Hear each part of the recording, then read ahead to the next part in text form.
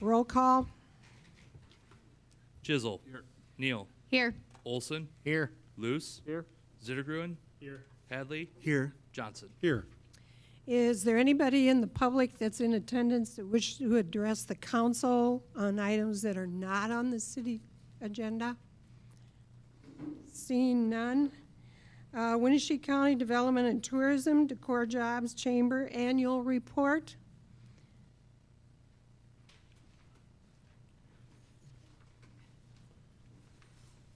I drew the short straw, so I get to go first tonight. Hello, I'm Stephanie Fromm, Executive Director for Winnebago County Development and Secretary for Decorah Jobs. Chopper, I just got a text, the speakers are muted for online.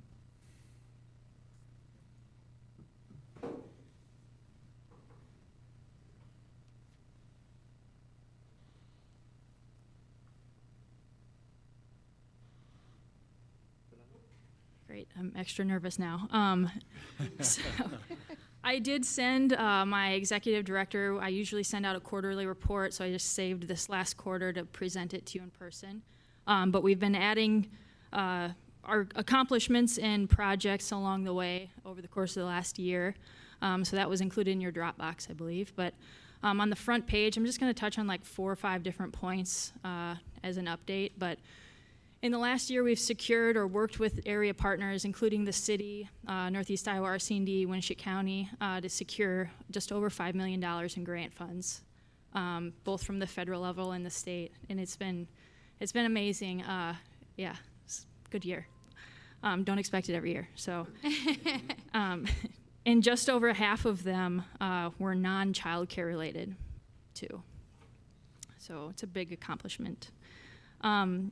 Decorah Jobs, just as an update for the business park, there's 3 potential new businesses from outside of the local Decorah community looking at buying property, and I believe we have some rezoning requests in the works in the business park that I will be back for.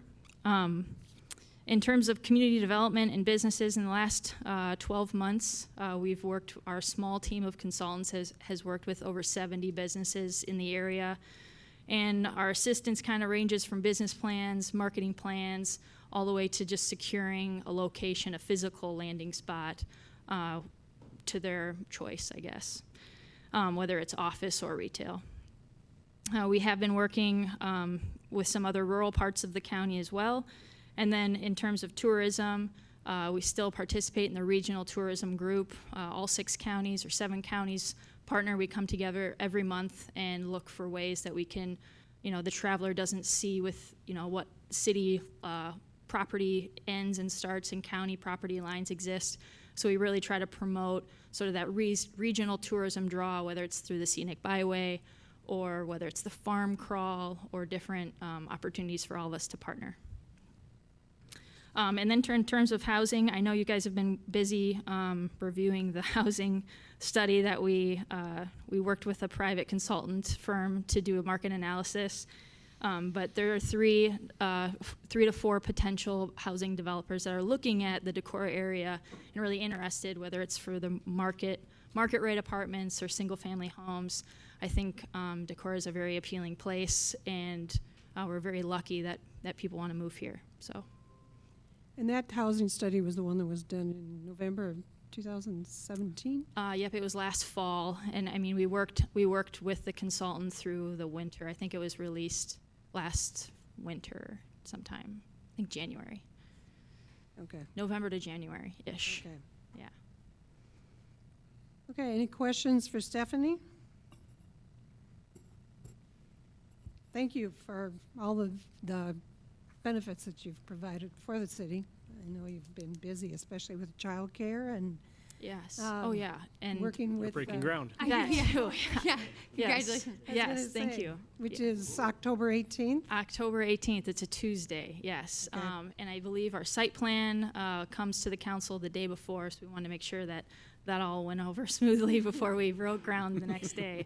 But the trees and everything will be hopefully cleaned up before the photo happens, but I really hope everyone is able to make it. It's at 5:30 on the 18th.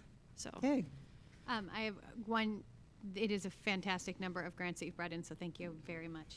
It's amazing the work that you're doing. Thanks. And two, just for public, right, who have seen the housing study in the newspapers, right, saying we don't need housing. What would you say in response to that, just so that we kind of... Yeah, so from my personal point of view, I mean, I do, oh gosh, I'm getting quoted now. Let me think about this before I just say it. So I talked to the consultant. I hope Paul has talked to everyone's kind of reached out to the consultant. He did a great job. But, you know, one thing I did kind of lean into was you should really touch base with your realtors and the local banks to find out what the need is for people that are outside of the community trying to get here and trying to land here. Because as everyone knows, if you've tried to buy a house or sell a house, it's a bidding war and people are paying higher than market value for homes because they're just that desperate. So I think that should be definitely something we take into consideration. If there's, you know, 20 to 60 families or people waiting that are approved, have approved financing, trying to find homes, whether that's a $100,000 home or an apartment or a $400,000 home, those are still people that are approved to buy homes. So I think it would be hard to capture that unless he literally tried to talk to every person trying to move here. But I mean, I have family that lives in Austin that is visiting here over just the weekend that said, yeah, a couple months ago I tried to get a place here because I thought it'd be cheaper than Austin, and you guys have really expensive housing up here. And I mean, it's even those types of things that are like that leakage and that covers that we can't, there's no way we can capture that in a data sort of driven report. But if you start talking to enough people, there's a lot of even my own classmates trying to move back with their families that are having a really difficult time. They can work from wherever, but are having a hard time securing any sort of housing, whether it's market rate apartments or for, you know, purchase. So would it be fair to say that the study had its limitations? Yeah, and I think based on he the would say question that. that was being asked? Yeah, and he would say that. I think he would admit that too.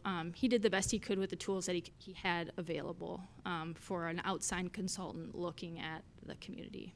No, that helps a lot. Thank you. Okay, thank you. Thanks. Next in line.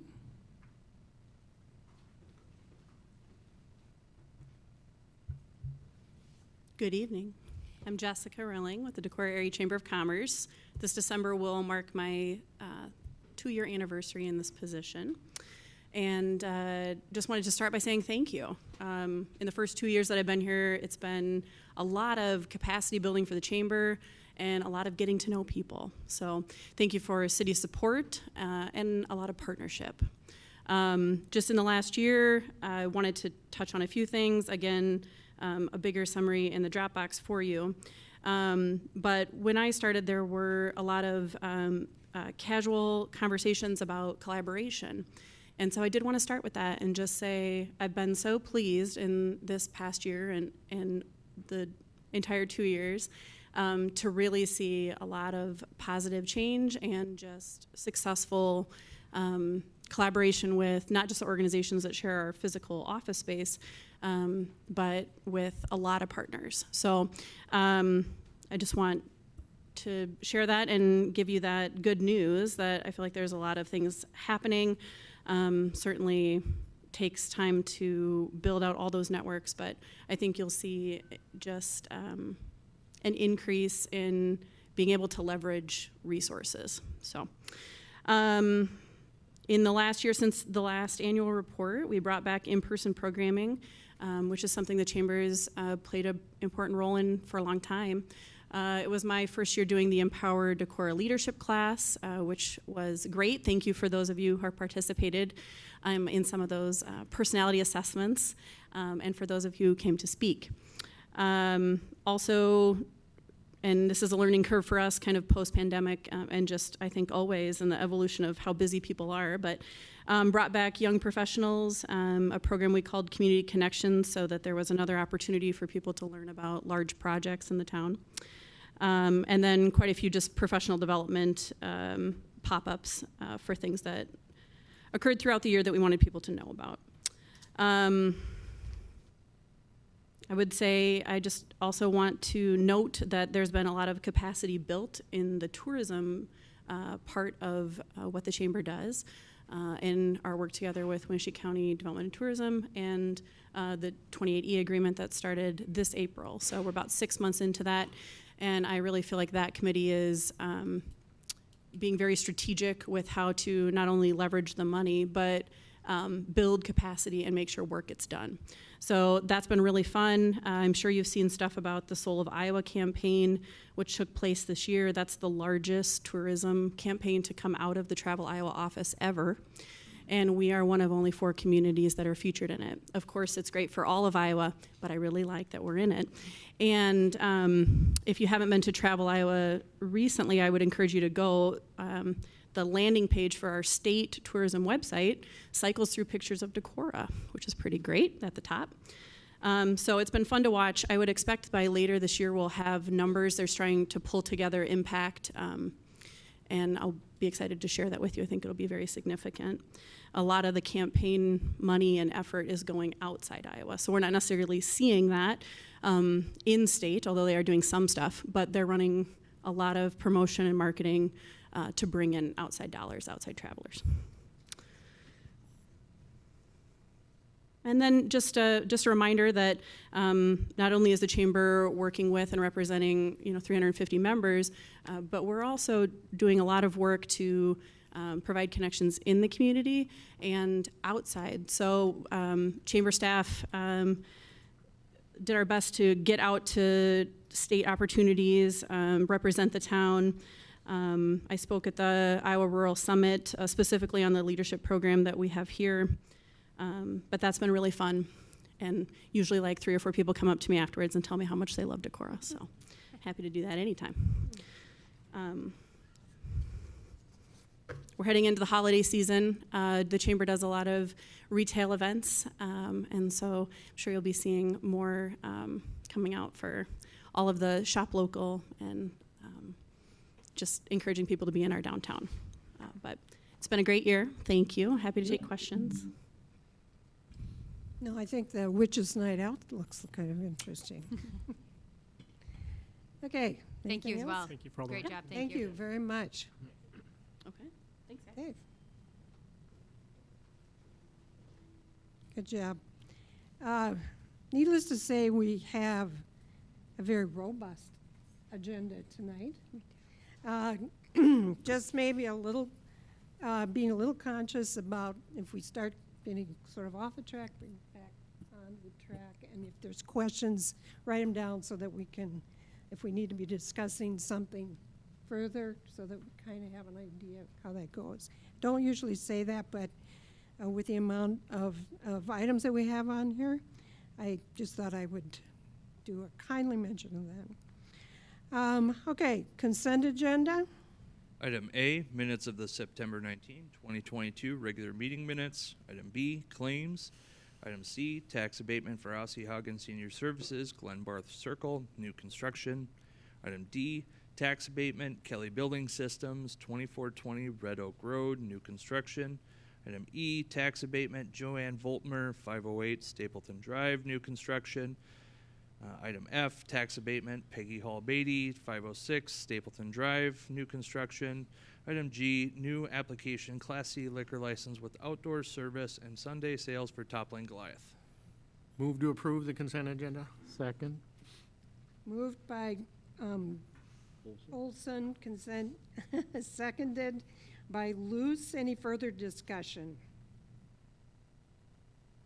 Hearing, seeing none, roll call. Olson, Aye. Luce, Aye. Chisel, Aye. Neal, Aye. Zittergruen, Aye. Hadley, Aye. Johnson. Aye. Motion carried. Conduct a public hearing, development agreement with Skyline Motorsports LLC, and authorization of annual appropriation tax increment payments. Travis, do you want to give background on that? Sure. Do you want to declare the public hearing open or background first? Why don't you give some background? Okay, so I'll provide the background, tie in some on item 7. The public hearing that's about to be open is required by state law before the city can enter into a development agreement. The development agreement that is up for consideration is with Skyline Motorsports It has already been authorized by the Urban Renewal Plan and subsequent area approved at the council meeting prior, or excuse me, not meeting prior, month prior. That current development agreement, proposed development agreement, is for a 3-year sliding scale of 75, 60, 45, with a maximum economic development grant benefit of $60,000, and that is calculated based on $1 million in valuation of improvements to the land. Okay, thank you. I'll open the public hearing. Is there anyone who wishes to speak to this item? Seeing and hearing none, I'll close the public hearing. Consider resolution regarding development agreement with Skyline Motorsports LLC. Same background as the public hearing. Again, 3 years, 75, 60, 45. Maximum benefit, $60,000. I'd move for approval.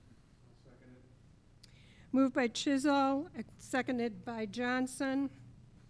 Any discussion?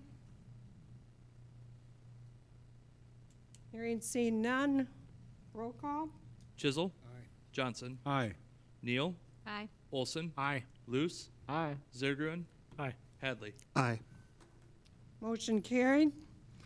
Discussion and possible action on bird scooter MOU. You have background for that?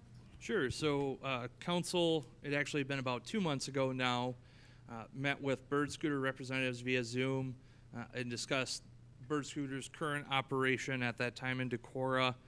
And council members expressed a couple of concerns, some of those around minors operating the scooters, and so bird scooter turned on that the driver's license verification be required, and did purge some of those users, is my understanding. We also did, staff worked with bird scooters to identify in the app a preferred parking zones so that a user would know where we as the city would like to see those scooters parked. And then another change there was a small segment of Trout Run Trail that was a problem, that the way the city limits line on the trail, that it would actually shut off a scooter and lower it to 1 mile an hour on the trail. So I believe that error has also been corrected. Did have council members again express at that meeting, and again prior to this meeting, wanting to have this on for conversation. I see Kylie is on Zoom. She is the bird representative attending, and it looks like Paul, I believe, is the local contractor for bird as well.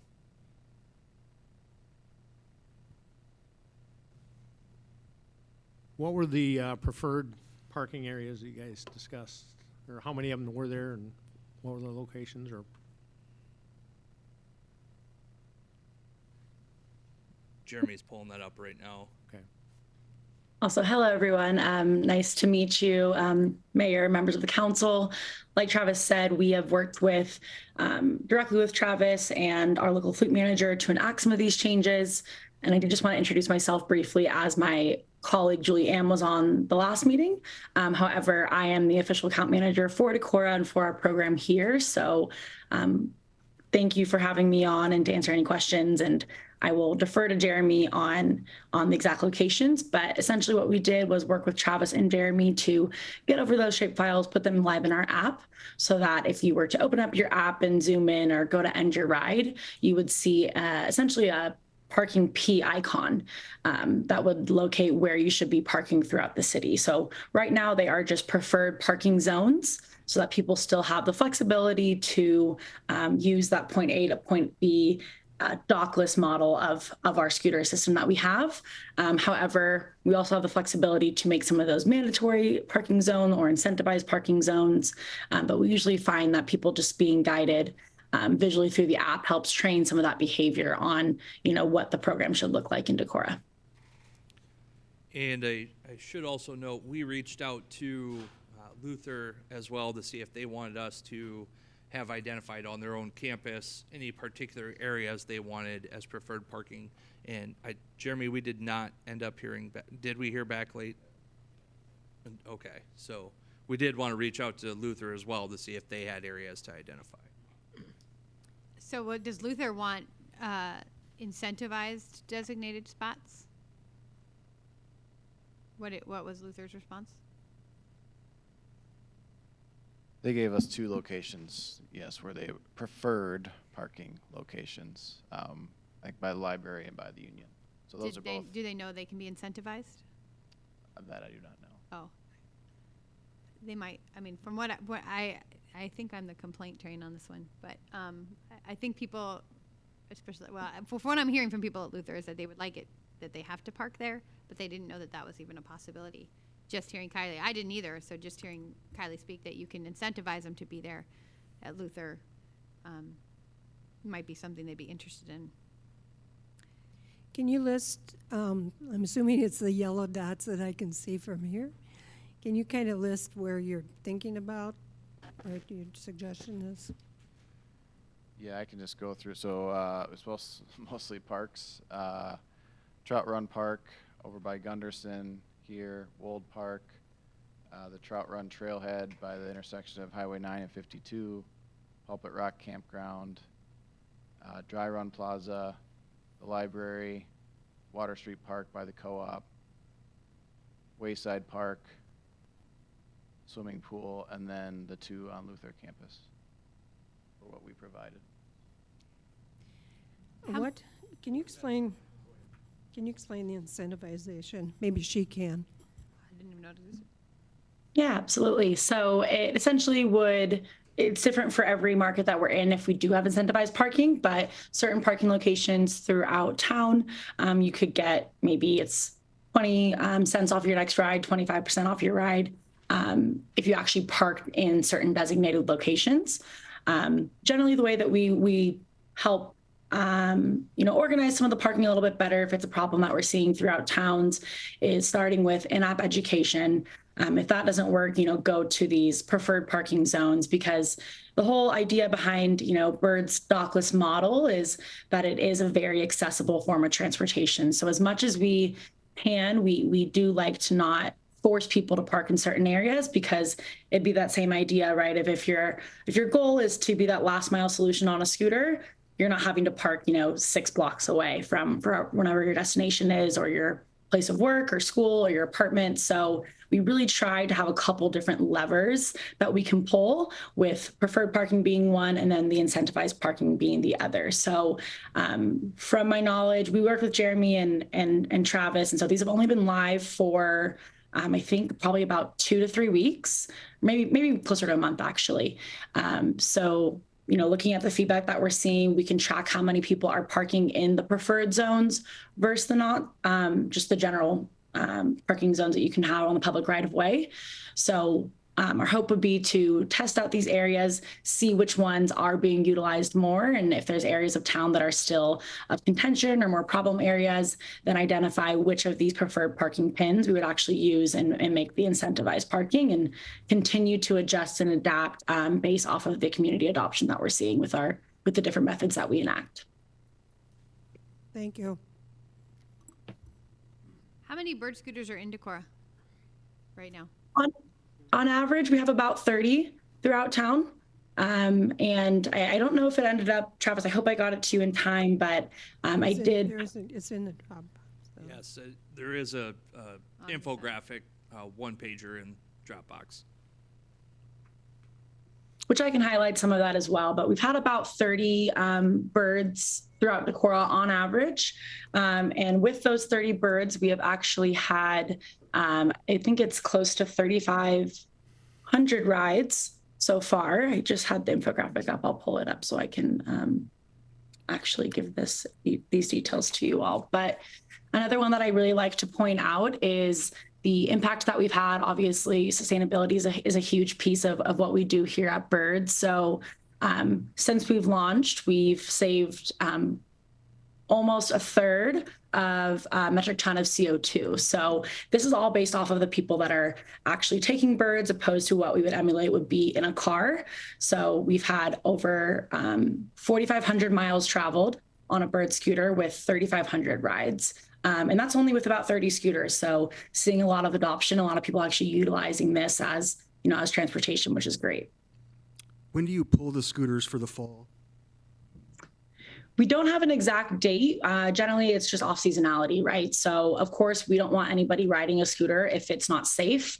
If there's ice on the road, obviously, if there's snow throughout town. So, generally, probably in about the next 2-ish months, as temperatures drop, we'll naturally see our ridership go down. So what we'll do is look at those numbers on how many rides are being ridden a day. If we need to decrease our fleet to match that demand as the weather gets a little bit more cold and wintry, we will, and then eventually we will fully hibernate the birds. But depending on, if it's late winter, early winter, we go off of that. But obviously our fleet manager, who we have on the line, is local, so he will have a very good pulse on when the weather is actually getting to a point where we would pull our operations. Could we work with you to make a pull date? I mean, I can imagine, and I still get complaints from residents. People text me, and then I wind up texting Paul to move them. So one of the things I was going to ask is there a better way that people can get a hold of Bird to move bird scooters that are in their way? Because I feel like still once or twice a week, and sometimes no times a week. But there have been a couple times where, especially in a certain area, Paul can attest to, I think it's by a chiropractor office down at the end of Broadway, they block the sidewalk. So I imagine that if we don't pull them before the snow flies and then people try to shovel their sidewalks, they're going to be irritated. So I'm wondering if we could just set a date of when they get pulled and when they get put back. And then my other request is there an easier way to get a hold of Bird than we currently have that could be advertised if scooters are in the wrong place? Yes, absolutely. So we actually, off of our last meeting and the feedback that we were hearing, did create a Decorah 311 email. So we do have a couple different methods for people to get in contact with Bird through our app or an online ticket request form. However, I understand just getting on your phone, shooting a text or call or an email is a lot of times easier for the community. So we created a Decorah 311 specific email, which Travis should have, and we can work on getting some sort of social media graphic or sending that back out to you all so that you can advertise it. But essentially, if someone were to send an email to that address and that alias, it would go directly to myself, to Paul, and to my operations team. So that's our hope, right, is that all of this comes directly to Bird so we can quickly rectify it and it not be causing another thing on your, I'm sure, very busy to-do list. So we do have that method in place. It's just working with you all to figure out the best way to advertise that through your channels. And then in terms of hibernation, I guess so to say, like a bird pun here, hibernation date and then re-entry date, relaunch date in the spring. I'm definitely open to discussing that with Travis. I don't want to give you an exact date right now because we probably want to look at the trends in the ridership, but understanding from you all, when that natural date would be that winter comes in, definitely open to discussing a time to actually pull the fleet. However, I do just want to reiterate again that, Paul will be watching the daily weather. He's very local. So we don't want people riding on scooters when it's snowing out or when plows will be going in. So that's something that, Paul does on the ground is make sure if there are snow plows out, if there's been a storm or a storm coming up, he will actually be pulling, he'll pull the fleet or make sure that they're not in the public right of way there. I'm just And then wondering, spring election, the weather again. any information on accidents or injuries or other things in regard to bird scooters, anything anecdotal or otherwise? Can't speak to the anecdotal part. However, we have not had any injuries reported through either our official Bird channels, through our community mode on our app. We actually haven't had any complaints via our community mode, which is if someone had a broken scooter or if they did their own complaint for retrieval, parking, damage, whatever it may be. And then I will let Travis or maybe Jeremy or someone else speak to the anecdotal, potential anecdotal accidents that you may have seen. Chief, what are your thoughts? Have you had any complaints lately, or has that gone down, or where does that stand?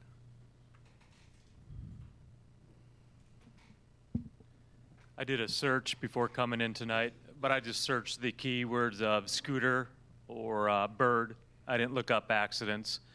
I know that we've spoken before about the complaints that we've had over the summer months, about 10 a month.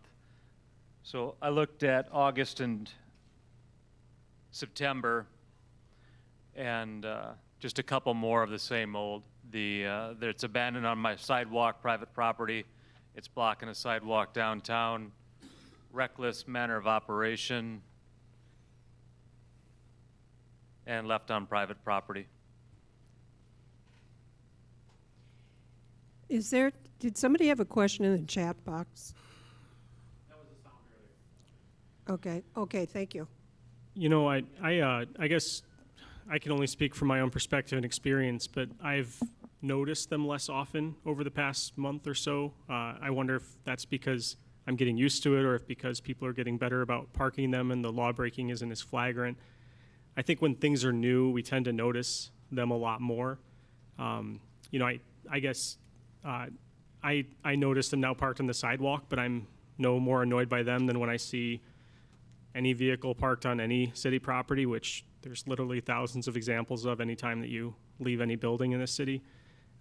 This is a way that some people in our city are getting around. It's handy. This council has established and pursues sustainability criteria.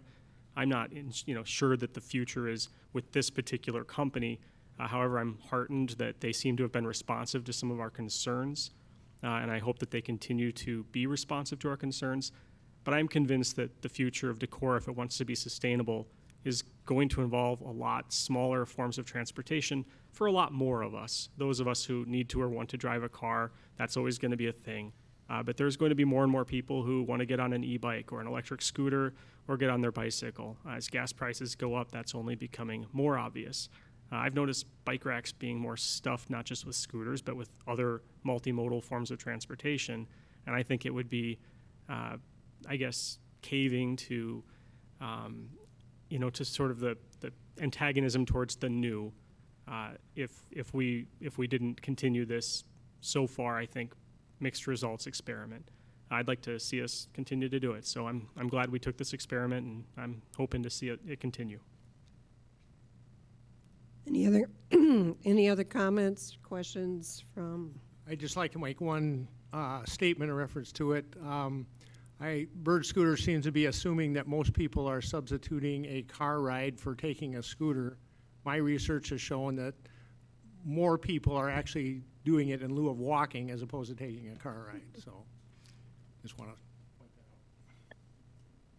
Yeah, I think in that one sheeter, you'll be able to take a look, and I do want to address some of the things that I'm seeing in the chat too. But if you can, that one sheeter will show. So we expect people to use it in a lot of different forms, right? So it could be in lieu of parking in the main downtown area and parking, maybe a couple different blocks away and being that last mile solution. We do have what we identify as our commuter rider. It is our profile for anyone who's taking a Monday through Friday trip between the hours of about 6 a.m. to 11 a.m. and then again from 4 to 9 p.m. So we want to hit a lot of different types of workers here, right? So not only just the average 9 to 5, maybe you're a coffee shop worker, maybe you're a hospital worker, medical office that might have a little bit of adjusted hours, but we do have 48 people within that profile. Does it catch them all? No. Does it probably get a couple other people that aren't actually commuting? Yes. But those are people that are taking repeat rides, generally the same route within those locally adjusted hours. So that's one side of our rider. And then the other side, I think it was touted a little bit earlier that when your community is, one of 4 within Iowa, that's being praised for, Core Iowa or Visit Iowa. I forget what the name of the group was, but being able to hop on a bird and ride around town, or instead of walking, be a little bit more incentivized to take a longer trip throughout town, definitely helps stimulate local tourism visitors, weekend enjoyment. So I would like to say that our goal is to be not only just accessible and alternative form of transportation, but also one that is helping cities be progressive, both on the sustainability front and then just in your other, goals for bringing a progressive city in and really bringing new people in. So I'm glad to hear some of the positive feedback and working with Travis directly to address any concerns that maybe continue happening. New ones may come up. Our goal is for this to be an adaptable program. And that's quite literally my role is here to make sure that we are accomplishing your goals and making sure that it is still a value add to your city. Okay, thank you, Kylie. Any other comments? Okay. Moving on. Consider resolution to set a date for a public hearing and considering an easement for 601 West Water Street. Travis? Yes, so a building permit application was filed for a garage at 601 West Water Street. The applicant needed to seek a variance at that time because the current structure on the permit application was shown not meeting setback requirements. And it's an existing structure that they wanted to modify. They went to the Board of Adjustment, and during that conversation, the applicant noted that they had a survey done and found out the structure is actually over the property line and encroaches into the alley. The applicant is requesting an easement to make their desired improvements. A public hearing is required before the city can grant any kind of long-term easement. Where this is atypical, staff is actually not recommending setting the proposed easement for 601 West Water. We're pointing out that it is currently encroaching on the alley, and that if an easement is given as drafted by, as requested, we're taking a 5-10 year issue of encroachment into the alley and making it a 50-year issue, extending the life of the structure.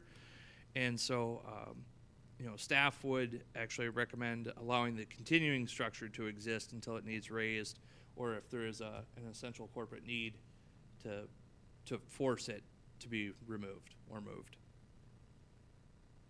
So if approved, we would set a public hearing for November 7th.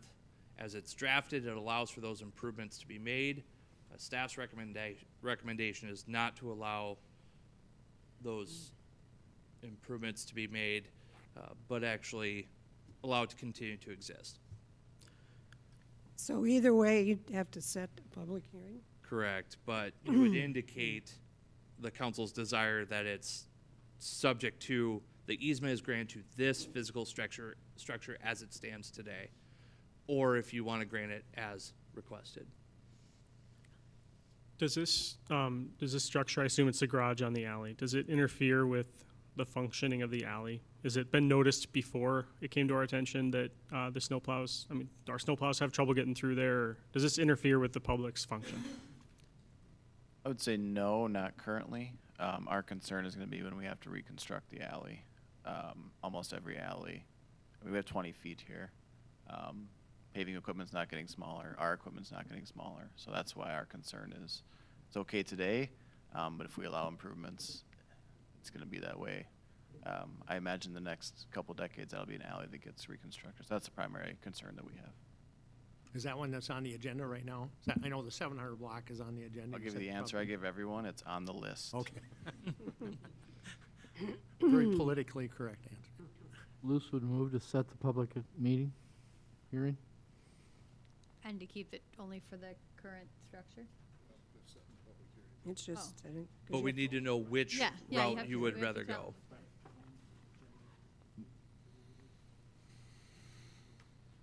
Can you clarify that, please, John? Excuse me. Jeremy, did we also talk about, did you want it to be able to be terminated for a general or essential corporate purpose? I would. I think that's pretty standard language when you grant easements, right? So we would have that option if something else. Recording in progress. So I think Chopper's doing some work. So to reiterate, staff's recommendation is to set a public hearing for November. City code requires the installation of stop signs to be ordered by resolution of the council. So city engineer has made that request that we again install stop signs. Recording in progress. Either side of the one-lane bridge so that traffic stops before then proceeding. As noted, Parks Department has received some complaints regarding, I've been guilty of it as well before. You stand on the bridge and just kind of look at the general area as vehicles approach. And so, but the whole purpose of it is to slow down the traffic as it comes up on the bridge. Move to the resolution to put a stop sign on either end of the entire bridge. Second? Motion made by Luce, seconded by Olson. Any further discussion? Do you mean either or both? It is both as proposed. Yeah. I think I know what you meant, but I think it would be, the proper terminology would be stop signs on both sides. Both ends. Okay, any other discussion? Get back there. Yes. Roll call? Luce? Aye. Olson? Aye. Zittergruen? Aye. Hadley? Aye. Johnson? Aye. Chisel? Neal? Motion carried. Consider a resolution setting a date for a public hearing considering a boulevard easement lease for Westerheim. Okay, so included in the packet is a proposed rendering of the sign Westerheim would like to install. It would go in the bump out that's already been approved by council mid-block on Water Street there. So it would not serve as a site obstruction. That was one of my initial questions. But the location's not going to be a line of sight issue. For us to grant an easement like this, a public hearing has to be held. And so again, this would be a proposed public hearing for November 7th. John, how do you feel about this? Well, we include in the language of this lease, the language we just talked about for the Branham property, where it could be terminated for an essential corporate purpose or general corporate purpose. So I defer to you guys on whether you want to do it, but I feel there's a safeguard if for some reason the city needs this piece of land for some reason.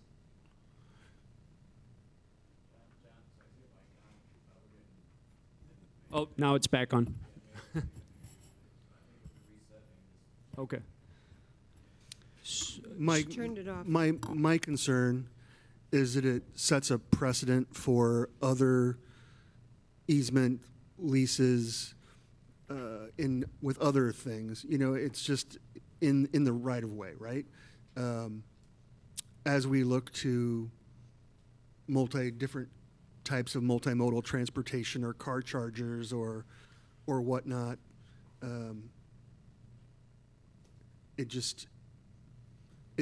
this one doesn't bother me so much as the concept of a precedent that we might be setting moving down the road for other businesses to say, well, you did it here. And that's just my concern. And I if it's not warranted, then, I would feel better, but that's my concern. I mean, sure, somebody could use that, well, you did it for Westerheim, why don't you do it for us? But there's no legal requirement that I think you're setting. And you've been dealing with this, maybe not so out on a street like this, but I think about scooters. You dealt with this with the prior Quick Star and Nordic Express as far as something that was in the right-of-way. Now there it was in, I'll call it the ditch or whatever. But right. Yeah. Whereas this is sidewalk. Right, right. I think it would be a different precedent, Ross, and I agree with some of your concerns, but it's really only a precedent where there's already a bump out or an extra wide curb, and for me it would only be a precedent that would inform my vote if it was a nonprofit organization that was almost like a center or a hub of Decorah's cultural identity. I don't think of too many institutions that check all those boxes for me, and so even though it is an exception, I think it is an exception for something that is exceptional. So I'm in support of. I wasn't saying I wasn't supportive. No, I was just making sure that we weren't setting a precedent that could be used down the road and then have to pull the general corporate purpose card. If private organizations ask for this, I'll almost always vote no. This is just one of those exceptions where I think we should vote yes.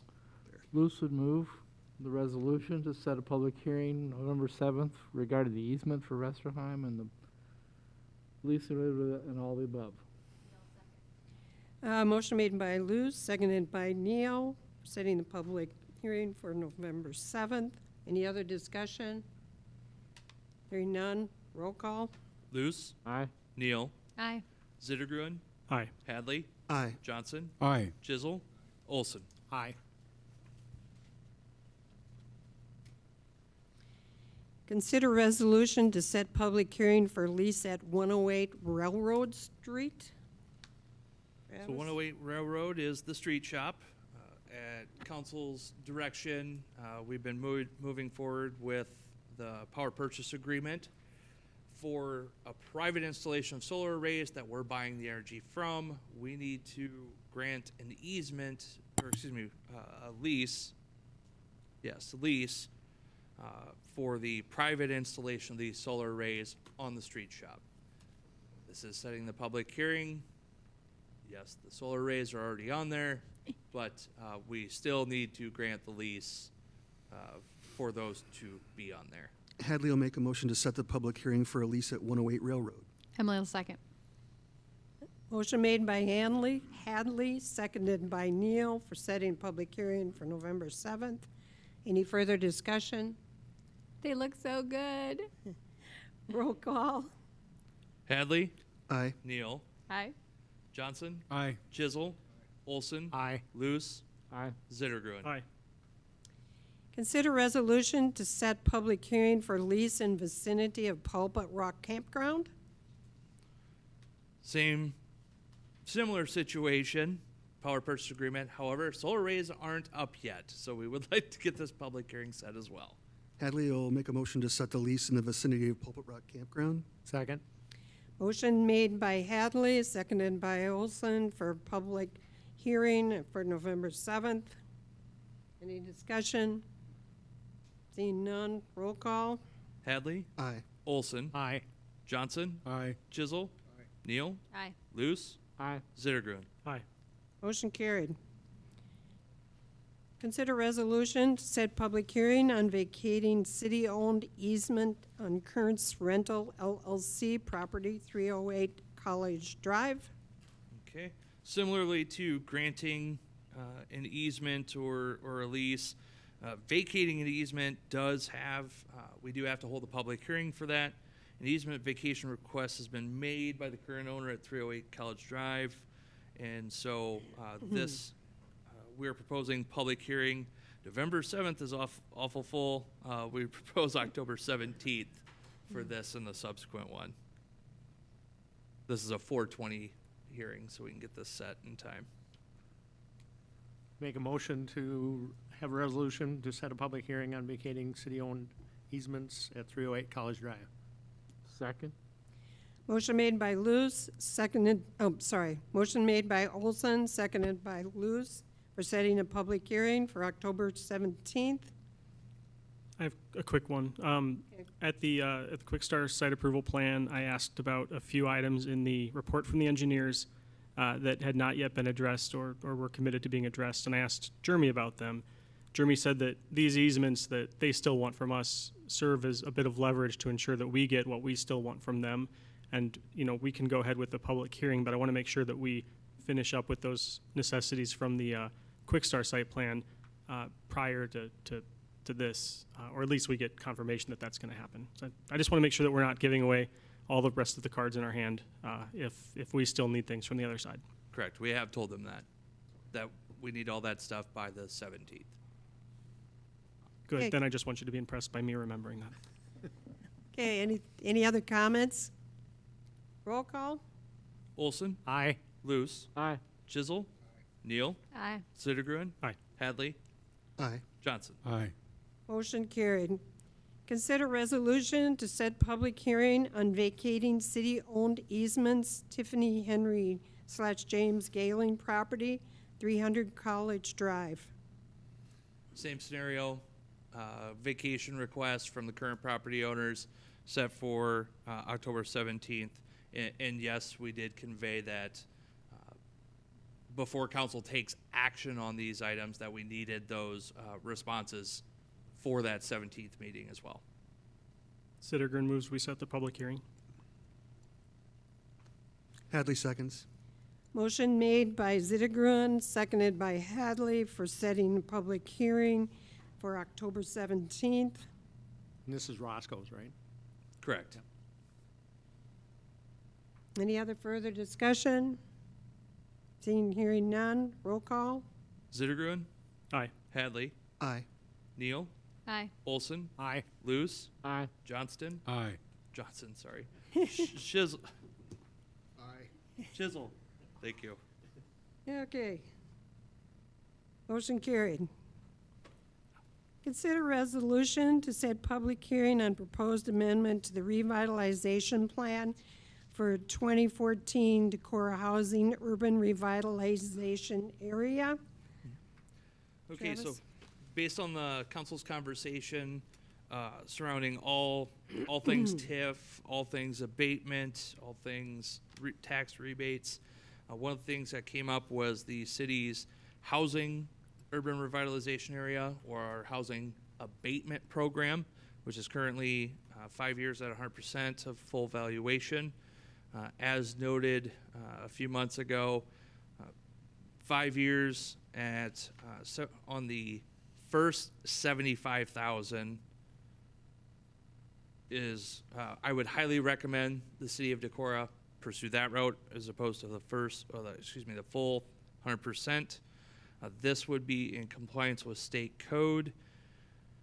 Prior to making the amendment, public hearing must be held, and we would propose setting this hearing as well for November 7th. As a note, John did point out it references the city limits of 2018, and since then the city has annexed some property in the Downey Addition as part of that. So if the council would like to approve a public hearing on the full city limits, we can make that change before making, publishing this public hearing notice. So that'd be part of the motion, correct? Correct. So we're changing, just for clarity, the idea is that they would still get 100%, but only on the 75,000. On the first 75,000. And this is for both remodeling and reconstruction? Or Correct. just, yeah. That's it. Can I ask how that works, given that the first, I mean, some of the lowest amount of a house's value, isn't it exempt or taxed at a lower rate? Or, I mean, how does that, it's just all taxed at the exact same, okay. All at the exact same levy. And this would still apply essentially to all of Decorah? Correct, as long as that change was made where we're gonna include all city limits, all current city limits. So if we wanted to, I hate to even use this term, but if we wanted to incentivize, right, remodeling or sort of taking houses that already exist and investing in them, is this the way to do that?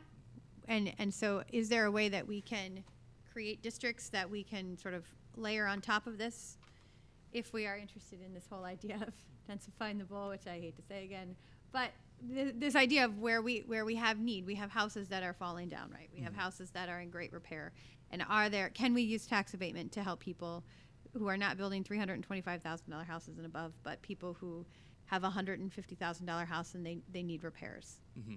Yes, arguably this is more effective. Well, abatement is typically your answer when you're focused on the individual housing unit constructions or remodels, because your rebates are typically the developer infrastructure on the ground as it relates to residential. Right. On our current, as of what we have in place today, it is on the full valuation. So arguably if I'm building a $400,000 house, I'm receiving more benefit than somebody doing a remodel that increased the value of their property by $75,000. In this scenario, what's being proposed, they're both observing the same dollar for dollar benefit Thus, it's a greater benefit if I'm remodeling an existing structure or if I don't build a $400,000 house. Instead, I build a $250,000 house. So if you, let's say that you have a house and you put a new roof, windows, and siding on it, it's not going to cost you, that you're not going to get anything. Typically not, no. Travis, is there anything time sensitive about this? The way it's proposed is our current cycle runs through the end of February. So if the council were to approve this plan as it's drafted, it would become effective in March of next year. So that way, everybody that's currently under construction and have operated under it has plenty of time to wrap up their project before the new structure would take place. Given the report that Steph gave with housing developers interested and whatnot, and activity happening, and the fact that we haven't had a chance to work session and get enough feedback from the small housing group, would it be fine to table this, setting this public hearing until we have a work session on housing? So my understanding with what Steph is talking about is we're talking about developers there, not individual housing, right? Right, but So that's a different strategy. That still applies to abatement, right? If what Stephanie was talking about, when I refer to a housing developer, that is streets, water, sewer, that's all that infrastructure, that is a tax rebate because they are getting paid. That'd be TIF, yeah. That's TIF, and so that's a different layer than the abatement here. This is about individuals building their houses and, Right, but it's still holistic strategy, yeah? well, I'm okay tabling it, but I don't want us to be here in another year. So I want something done before our March timeline runs out. I think we should move forward with the public hearing and get it set so that the developers know that starting next spring at the end of February, this new thing's going to be taking place so that they can make their plans and builders. I move the resolution to set the public hearing. I'll second it. Motion made by, The new city limits. okay, it'd be for Include, To the city limits, yeah. Is that, full city limit. Okay, motion made by Zittergrun, seconded by Neal. Further discussion? and I'm not necessarily saying that I am 100% on, board with this plan, but I think that Ross is right. This should be part of a comprehensive look at it, but that doesn't mean we can't, do the obvious things along the way. And this will give us a chance to decide whether this is one of those obvious improvements to our incentive package. So the only thing the only substantive change, if we were to set this public hearing and then have the conversation, really it's the borders that we're setting at this. We're not setting policy. Or are we? well, we're changing it to Changing the 100. amount. You're changing your rebate completely.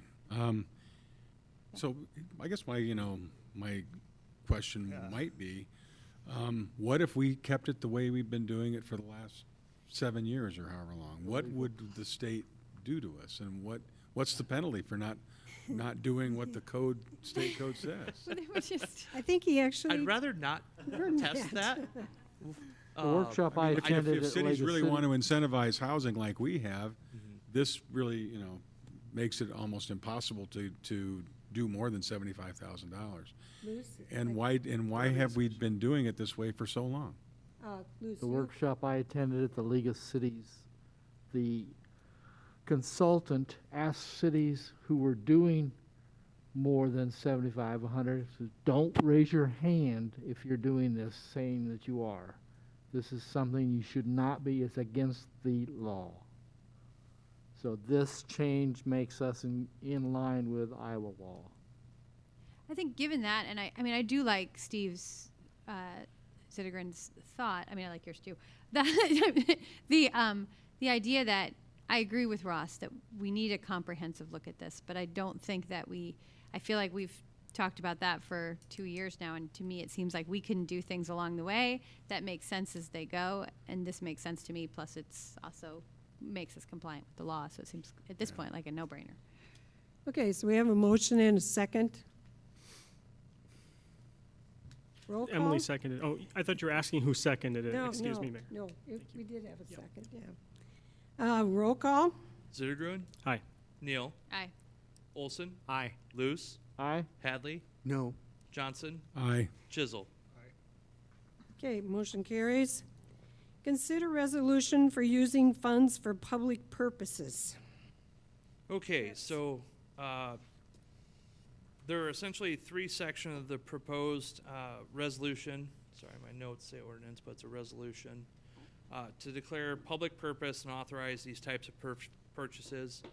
First section does refer to food and non-alcoholic beverages, primarily coffee, water, for meetings hosted by the city.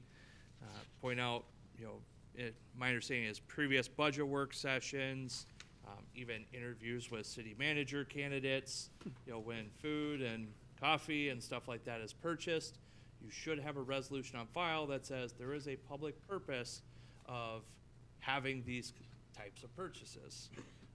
So that's the first section. Second section, or excuse me, going back to the first meeting as well, such as if dignitaries or others are hosted, to be able to have, again, coffee, anything else, you have to have a public purpose as part of that. Meetings as part of mandatory trainings during traditional meal times. For example, we have some work sessions that are 4 hours long that we have also as part of the lunch hour to be able to provide any kind of food or beverage that would require a public purpose. Also included in that same category are food, non-alcoholic beverages, and this refers to primarily water and Gatorade for firefighters and mutual aid while working on a scene for extended periods of time where health and safety are concerned. So if they're battling a structure fire for 7, 8 plus hours, you don't want anybody dehydrated or going down for that. Second section relates to death, serious illness of employees, family members, and elected officials. This speaks more towards retention of employees. And then the third section, again, longevity, retirement, gifts for employees, elected officials, so placards, things like that. One of the reasons, the chief reason this came to light is we do have an employee that actually just achieved 50 years with the city of Decorah. And so at this point, the city cannot recognize that individual with any kind of public funds for 50 years serving the city of Decorah. Hadley will make a motion to consider the resolution using funds for public purpose. Neil, second. Second. Hadley, motion made by Hadley, seconded by Neo. I'd also like us to consider, again, I went to the League of Cities and went to a workshop, and they talked about the time that you use public money to a nonprofit to want to accomplish something. And we know we did a 28E agreements with different ones that we do that. But there are also 15A economic development parts of the law. The workshop pretty much stated it'd be very beneficial for you to spell out all of the agreement of when you'll be paid, how much you'll be paid, what's going to get in return for that payment. And I'm of the mind that our 28Es don't really speak too much about what the city is getting back in return for making this public money available for a private purpose. So I would encourage us to think how we might adopt the economic development law of 15A in terms of what we want to see for the money that we use that way. Would you see that, Travis, would you see that as a separate, something separate in? I think Steve was just bringing it up as a point of discussion. Right, Okay. since it's a public purpose, is the purchases that has been moved. You're This not is another suggesting that one. we need to structure this as a 15A? No, not at all. Okay, so this is a side conversation. Right. All right. This Okay. could be done as a special hire for, get something done. You could say, well, we're doing this, we're hiring this person to use this money to, but I think this covers what we want. Right. Thank you. Okay, and you've got that written down, right, Travis? Yep. Okay. Roll call? I've got a point of sorry. discussion. Thanks, Mayor. Just a quick one. When we've been setting fees and things of late, we've seemed to have tried to index them to inflation or otherwise ensure that they don't rapidly go out of date. Was there consideration from staff at doing this? I mean, a $75 plant may sooner than we think be like a tulip. We don't know what the future Right. holds. And so I'm curious, like, this thing could gather dust and it could start looking a lot like the checks I get for, serving on council. And I'm just wondering if that's the wisest course of action. It's a resolution, though, and fairly easy to adopt change. I don't think we had amounts assigned to it. Well, there are max benefits. Okay. That we did want to be clear that there's not, Okay. no gold Rolex going to Denny, Okay. sorry. But, yeah, we did put some maximums in there. Okay. Okay. Roll call. Hadley, Aye. Neal, Hi. Luce, Aye. Zittergruen, Aye. Johnson, Aye. Chisel, Olson. Aye. Okay, consider an ordinance amending sections 10.76.010, 10.76.020, 10.76.030, 12.44.1010, and 12.44.050 related to snow removal, and this is the first reading. We discussed this at the last meeting as well. Hadley will make a motion to consider the snow ordinance revisions. Neil, second. Hadley made the motion. Neil, second. Any further discussion? Seeing, hearing none. Roll call. Hadley, Aye. Neal, Aye. Zittergruen, Aye. Johnson, Aye. Chisel, Olson, Aye. Luce. Aye. Motion carried. Have you received any feedback from our discussion last time when we brought it up? I have not. Have anyone else? I received one question from a constituent today. Yep. Did it get worked out? I will work it out, yes. Okay. I would make a motion actually that we waive the second and third reading. Wait. Oh, yeah, we did do that. Okay. Yeah. Thank you. Luce with second. Okay. Motion made by Neil, seconded by Luz, to Waive. waive the second and Third reading. approve Adopt. and adopt. Thank you. I think this one's a little bit too important. Should at least get it published once in the paper and possibly get these maps out so that people can give us some feedback. I mean, we're not looking up against a snowstorm here in the near future, so, I mean, we could waive the third reading after the next one if nobody. I'm okay with that. I thought it was published. Was it published in the paper? No, these ordinance like this doesn't reflect zoning, so there is no public hearing or anything. No, I just I thought think it was they said, has it been published? And that's why it would be published Okay. ahead of time, as if there was Okay. a public hearing. on it. Okay, Sorry. all right.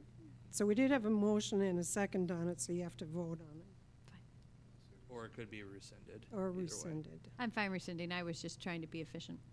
Okay, thank you. I appreciate that. Okay, so we will have a second reading on the 17th. Consider proposed changes to city parking restrictions. All right, so I believe these were also discussed, but while analyzing the on-street parking for snow removal ordinance discussions, there were several proposed changes that we'd like to make, not just during snow emergency, but some streets also recommending to actually have restrictions removed. In the Dropbox under 19A is a full list of all those proposed changes, as well as a map on 19B.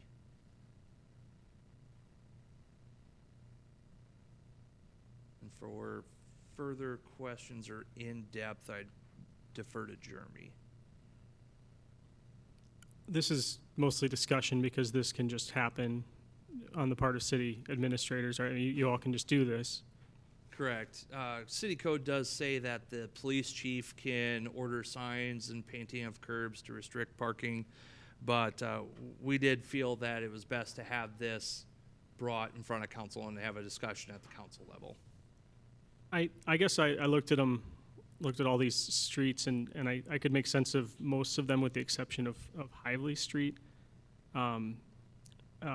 Actually, no, never mind. I now realize what's going on there. I was thinking that was Hively Street, but it's the one that goes by the school. No, these all make sense to me. As I observed to the chief prior to the meeting, having cars parked on the road provides a calming effect to traffic. Studies show it slows people down, makes them more careful in terms of driving, and I think that that's important to keep in mind when we're. It's like, oh man, I have to slow down slightly on this road. That's sometimes an okay thing in cities, but I can see the reason for all of these. So, is this an action item, Travis? It can be. It would. I'll be honest with you. It would make me feel more comfortable knowing that council's supportive of these changes proposed. You want to make that a motion then? Jeremy, you and the chief worked on all these, and you both are in agreement that these are all good. Is that right? Yeah, well, to be honest, they originated from us. Chief and I had a brief chance to talk about them this morning, but I don't know that you've had any questions or concerns since then. Okay. And so the parking restrictions would be all times? Correct. So on the map, the items in red and green would be all times. There's 3 different categories. Yeah, so I tried to make it simple. And I would just add that when we put this list together, we tried to be as objective as possible. We looked at street widths and said, can this street accommodate vehicle traffic if cars are parked on both sides? And if the answer was no, then we felt that there should be a restriction. So I think it was like 28 feet or something. I don't recall exactly off the top of my head. But and then there was some consistency for no overnight parking in front of commercial businesses downtown. That's the green on here. And then blue is our snow hauling route, where from 2 to 6 a.m. it'd be much more efficient for us if there were not cars there. So we did have a little bit of a method to this. It wasn't. Is this a mixture of yellow paint and signs? Most likely. So I want to be clear, because, you probably don't want my opinion on one of these streets, right? You're saying that at all times, no parking on Ravine on either side. Correct. So do you know how, ouch, you know how Ravine heads up and then curves around before it becomes Pleasant Hill, but that place is wide up there? Right. This is just for the stretch between Rural and Pleasant Avenue. Right, but it's confusing about where Pleasant, because Pleasant starts at the corner of Day and Ravine? I think it extends farther because those houses have addresses. So I think it actually extends to the turn. So my neighbor is on the Pleasant. I believe so. I can confirm that. But yeah, we can. If you have concerns about the exact location where that restriction starts and stops, we can certainly discuss that. Yeah, that is obviously, I have a vested interest in it. So if we were voting, I would recuse myself. But I would hate to see there's nowhere else to go to put cars from Rural down to Ravine if there's no parking there. And I suspect that there's going to be similar stories from residents of all the areas in red, that there's probably some people who are counting on this street parking.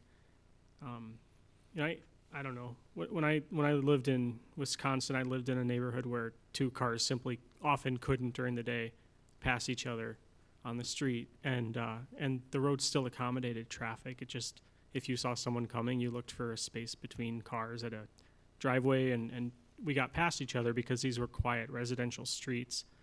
And I want to ensure that we're not, only prioritizing, I never want to have to slow down and figure this out. Is this the least that we can do? Because these lines all make our neighbors' lives a little bit more burdensome. So yeah. We felt, so there's only a couple that have it on both sides. And the reason that Ravine's on there is because we felt it was difficult to park and open a door, which increases the likelihood of creeping out into the street. And that's a narrow street already. So for sure, I think it needs it on one side, because what we looked at is, can if cars were parked on both sides, across from each other, can a vehicle, and an emergency vehicle at that, pass through? If the answer was no, we felt it needed to be restricted on one side. The majority of these are one side, with the exception of the Day Street Hill, and I believe Ravine Street. Everything else is one side. It should be noted in the list there. I guess I would prefer, can we try the one side on Day and Ravine? As opposed to both sides. I agree with you. If two cars park on Day Street, that's a nightmare. And they don't do that anyway because it's a nightmare for their cars. I think people self-regulate because you don't want your car hit. I don't think anybody's doing it overnight, but I do see it there if people need. And I think it's actually the same way for Day Street too. So if we could go to one side before we went to both sides. There's two sections of Day Street. Yeah. So I would agree with the one on the south. The one on the north, I don't know if I've ever seen anybody parked there. That's the steep hill as you go north. Right, that's because I think people don't. Right, right, but you could. And I guess True. that's our, we're trying to be a little proactive in that, is that we don't want to create that situation. So yeah, that's why we wanted to have a discussion here, right? Yeah. So if we want to try one side, that on Ravine, that's fine. Yeah, Right I now, would like to there's try no one. restrictions at all. I would like to try one side on Ravine. That's fine. I'm fine with that. Okay, I think Travis wished that you take action on this. So I'm looking for a motion and second. Is there a way that we could solicit public feedback? I know there's no publication requirement, but we could choose to advertise that we're making these considerations, but we would appreciate public feedback, right? And I'm also okay knowing that council's heard me say it before, silence is affirmation type. We have heard one objection at this point. If the rest of council is okay with us implementing these changes without action, I'm good with that. But my whole comment of I would feel better knowing if council took action, that it's not looked down upon by staff making this decision. I was going to be having a streets listening session anyway.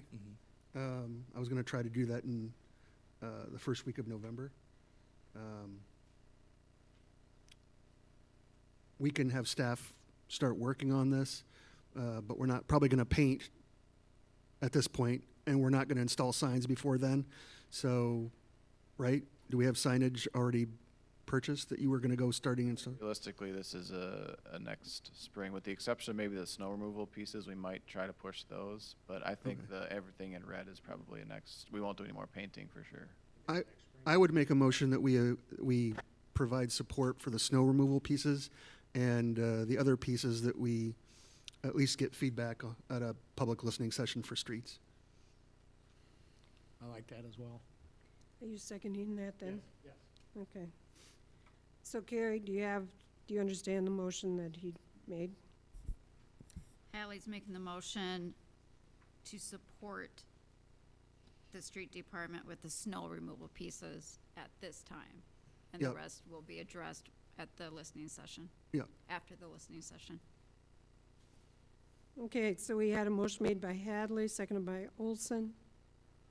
I just wanted to say, to be clear, that like it might be that we end up needing to do all this and that there are going to be residents who are unhappy. I'm not saying that residents should have a veto power over how we manage parking on their street, which is public property. But it may be that the residents have special insights that we could certainly learn from before we change the parking rules on their street, which we've already had happen tonight. So Okay, thank you. And I think your comment about slowing traffic down is true. I mean, if you think about how fast people come down Pleasant Hill and then they slow down when they get to Ravine. Or College Drive. Okay, roll call? Hadley? Aye. Olson? Aye. Johnson? Aye. Chisel? Aye. Neal? Aye. Luce? Aye. Zittergrun? Aye. Motion carried. Ordering sidewalk improvements for 121 East Water Street. Hadley will make a motion. Luce would second. Motion made by Hadley, seconded by Luce. Any discussion? Hearing none. Is there a time frame you want to put on that? Last summer. Yeah. I mean, they essentially promised. Well, I know that.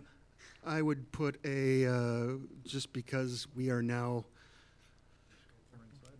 I would put in a calendar year before we impose a civil penalty, because this has been an ongoing thing. So I would say by end of calendar year. to be clear, the motion talks about simply the the consequence being that we would then perform the, repairs and assess. So I don't know if civil penalty is the stick here, but because I think that's a perfectly good consequence or whatever. It gets what we want, and we don't have to pay for it. So I think if they don't get it done by December 31, we will proceed next spring with performing the work and assessing. Is that what you need in the motion, or? End date would be great. The main thing here is for the city to be able to come back and assess any costs because they have not completed their requirements. Council needs to direct it. I do believe a deadline is great to have in there. December 31, they could still squeeze concrete work in at this point. Jeremy, I don't know that you would necessarily like that, correct? Yeah, I personally would also like to wait until spring for any concrete work, especially on that corner. Otherwise, they might run into blanketing, and you never end up with a good-looking product when you blanket concrete.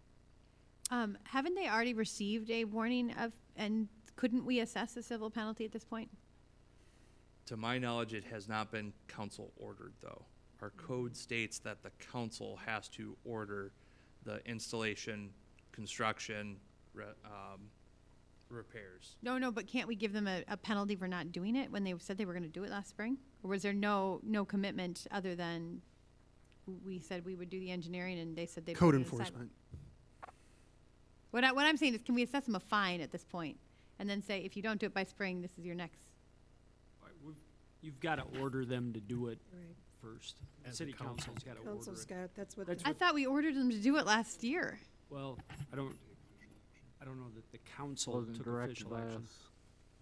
So what are you thinking is a What's good a good date, deadline? Jeremy? Like May 31st or something like that? May 1 or 31? Which are you nodding at? May 1. Okay. May 1. I will amend for May 1. Second. Okay, any further discussion? Roll call? So I had Loose was the original Yeah, second. Luce was, Oh, he was. Just to be Hadley clear. made the motion and Luce seconded? Okay. Okay. Just to keep this clean, at one point you mentioned that we should attach the consequence. Would we do that after May 1, or should we say now, otherwise we will assess? Like, should that be part of this action tonight? No, even just ordering repairs need to be done by May 1, then allows us to move forward with, as staff, to move forward with assessment. The second's acceptable. Okay. Roll call. Hadley, Aye. Luce, Aye. Johnson, Aye. Chisel, Aye. Neal, Aye. Olson, Aye. Zittergrund. Motion carried. Ordering sidewalk installation for 707 Washington Street. Okay, this is a little different situation here, but 707 Washington is now a vacant lot, used to have a structure on it. It does appear that possibly when the structure was tore down, the sidewalk was also removed as part of that. And so right now there is a break in the sidewalk along Washington at that address. So this has been requested to be placed on the agenda for the same action to direct the installation of a sidewalk. And John, would you be in agreement with me that it's, since it's installation of, but it's replacing a sidewalk that was tore out, that we can go ahead and assess the full cost because they were supposed to maintain a sidewalk? This is where we get into Harry's situation on installation of new sidewalk as opposed to maintenance of existing. And my I would understanding just was pose that- the question, where are we on the Bruning Edition sidewalks? How about if we stay on Washington Street for right now? And my understanding, I mean, I've been, again, since on council, hampering about this particular sidewalk. My understanding is they had received letters, but I mean, there's no way that they've gotten letters about it. They've been notified they need to do it. Same situation. Yep. Has to be ordered by council. Okay. And the same person continues to own the same property? Surviving spouse, I Okay. believe. Okay, it hasn't changed hands anyway. Okay.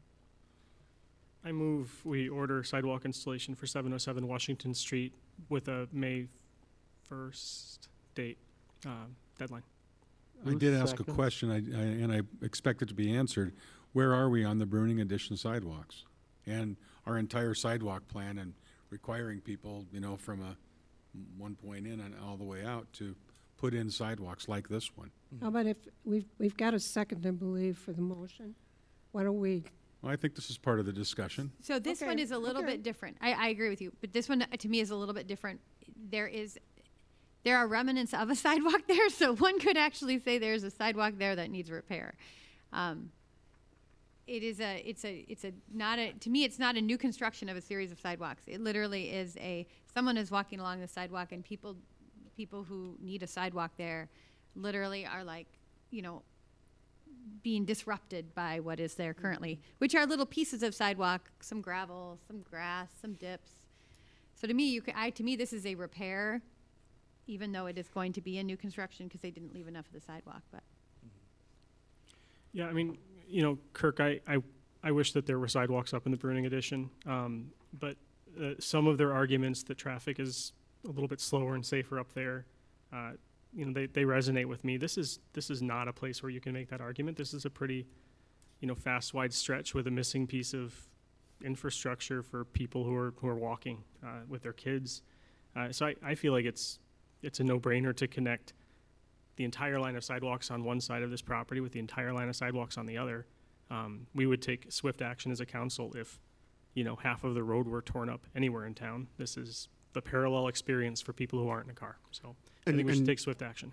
And Kirk, to your question regarding where are we on everything, and holistically, as part of the November listening session, I wanted Jeremy to show his map again of the sidewalk analysis that we did for connectivity and whatnot, and also discuss what is code compliant, what is code compliance enforcement, and what is engineering and planning. Because I think that's been something that we as a council and the change of administration and engineering haven't addressed how we handle the protocol. And if it's council-directed installation and failure has penalties and we can install and assess, and that's the protocol we're going to be following, then I think that's an important thing to talk about moving forward. But we could talk about that in November.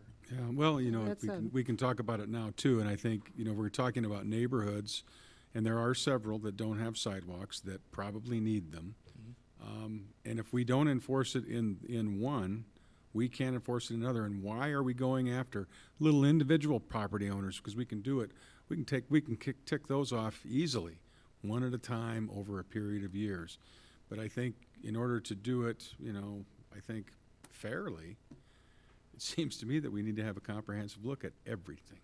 Well, and we need to enforce it. And I want to say it was August, Jeremy, when that sidewalk plan was presented to council, and there was council action to actually direct the installation at several properties. I'm thinking along the stretch and along Winneshiek and the flat there. There were, 3 different locations that there were, and one of them was not Short Street, Division Street. There's a stretch of Division that the council ordered the installation of new sidewalk for a whole stretch there as well.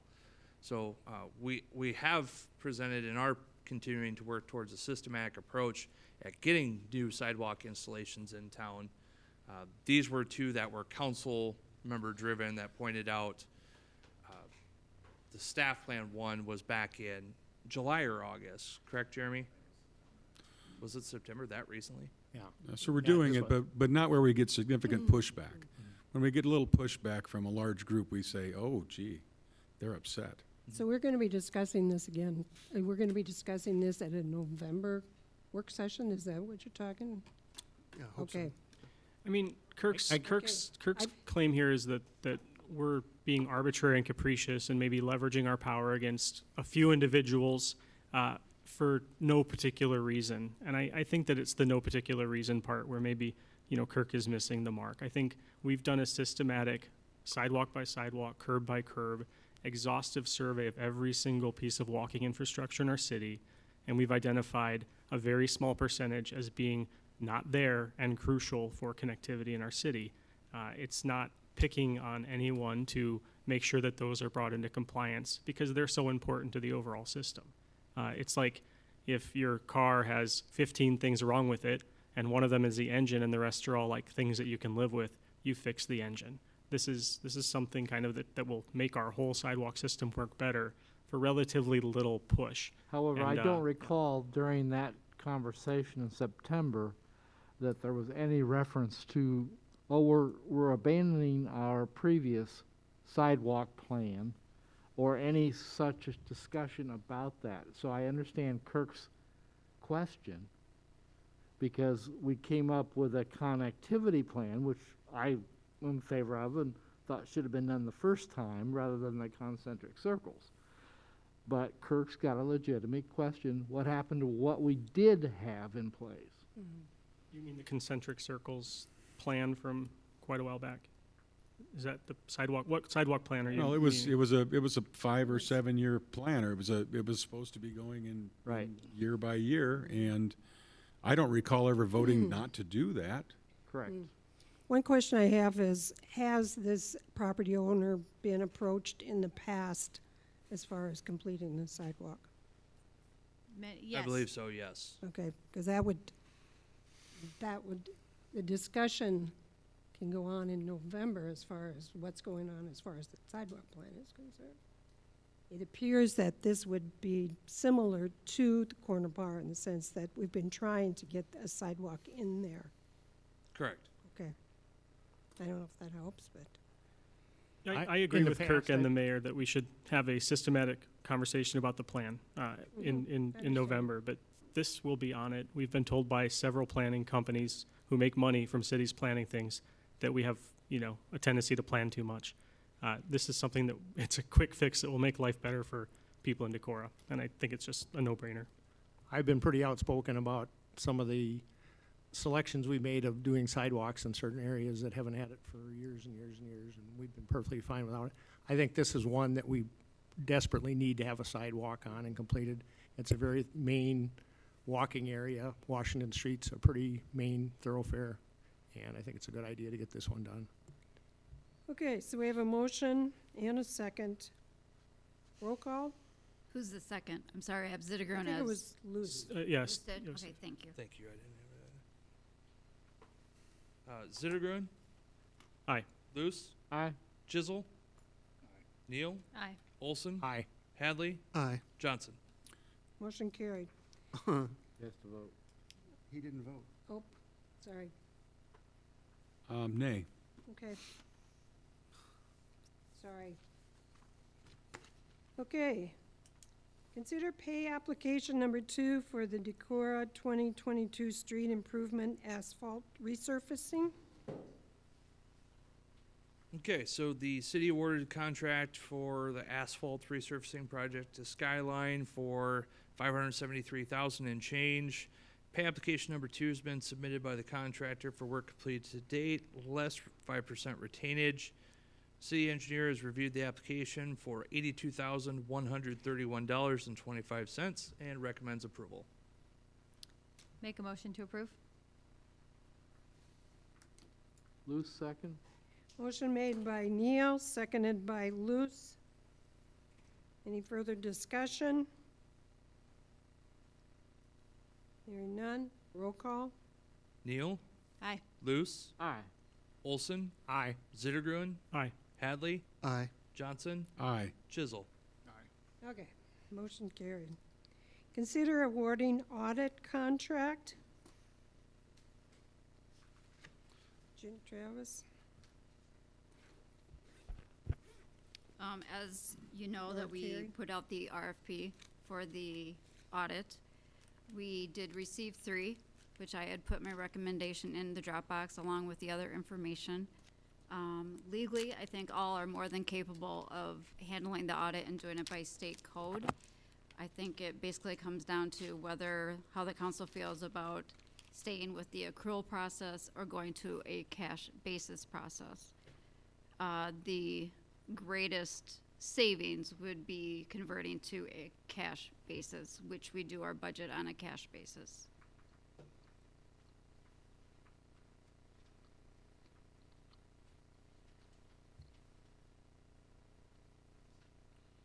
I'm going to make are we talking?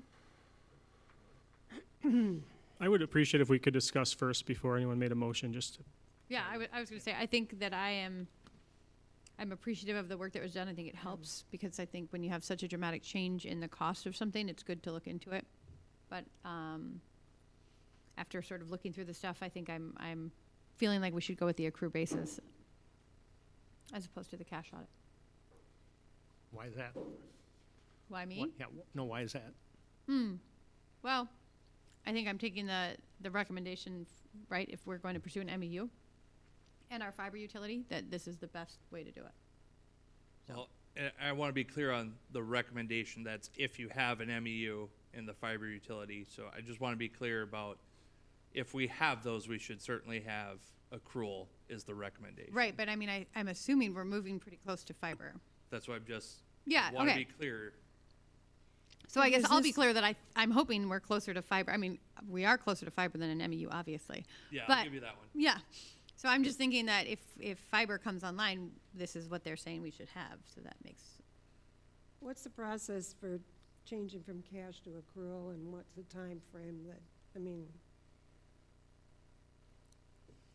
I was not given any type of time it isn't frame. like it's a 3-year contract, and then you, after 3 years. Can we ask Neil what it would entail? Pardon? Can we ask Neil what it would entail to switch? Yeah, my one question is if you've got 2 other bids, does that make any difference if you just have one person here? Okay, yeah. He's just speaking the Neil, process. would you want to come up and answer some questions about accrual and cash? Sure. And then just, So just the difference between the two, or the switching back and forth, what would you like to hear? Yes. the switch, yeah, both. I think it's both. All above. So accrual basis gives you more information. It's better for bonding companies. It's required for larger entities. It's not required in the state of Iowa for governments unless you are if you're a county or if you are a school district, you're required to be accrual basis. Cities, they let be cash basis. If we go back to cash basis, and then you want to switch in the future, there will be a conversion process, so you'll go back and have to reconstruct what happened in prior years. So any savings you have may be caught up if you would have to go back to accrual because you went to fiber or to another entity, or the state changes the requirements. Again, cash basis, you don't have to worry about accounts payable. There's less on accounts receivable. The capital assets are not recorded on the financial statements, so those aren't on there. So those are the main changes, or the differences between those. City of Decorah has been kind of a forefront. They went to accrual basis probably 1986 or 85. I know that because I was working on the audit at the time. So all those years you've been accrual basis, you've had better records, you've had that information available for people who are looking at grants, people who are looking at this financial condition of the city. Obviously, you can switch back, but again, if you switch to cash and go back to accrual down the road for whatever requirements, it's going to take more time and more money at that point in time. For cities about our size, quite a few of them have cash basis. But if you have cash, there are some that are accrual. Okay. Again, one of the things, go ahead, sorry, Ross. Do you feel that the savings and bond rate offsets the yearly differential in overhead and capital I expenditure? think it does, and again, I could be wrong, I'm not a financial analyst, but I think it does. The other thing that it does is when you are going out for grants, applying for grant stuff between either the state or federal government, they look at that information as well. They want a copy of the audit report. It's part of the things they look at, which gives you more points as far as getting a chance to get that money when you're competing. One thing I do want to point out, I did speak with Michael Maloney, who's with D.A. Davidson, our financial advisor for Decorah, and to the comment on the bond rating, he did state that there's the Moody's and Standard & Poor's, they don't actually focus as much on what we do as a practice and it's more so on what the state requires. So for example, if we go out for a bond rating, secure bonds for a 20-year note for the wastewater treatment plant, there's nothing that prevents us from switching to cash basis next year and doing away with accrual basis. So the bond rating, yes, you can see some benefit because they could show if you've deferred maintenance and you're next to junk bond status. Usually that's a negative thing.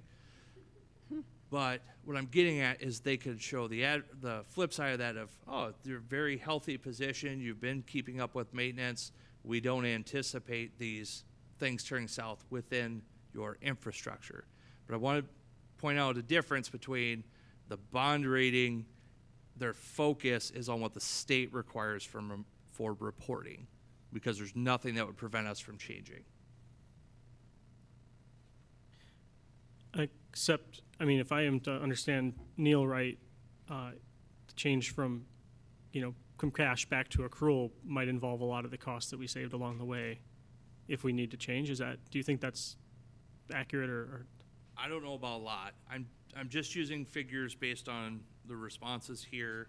I mean, we're talking potential, was it $16,000 in year one savings? Correct. And so the conversion fee from now accrual to cash basis, of course, going to be a much easier conversion.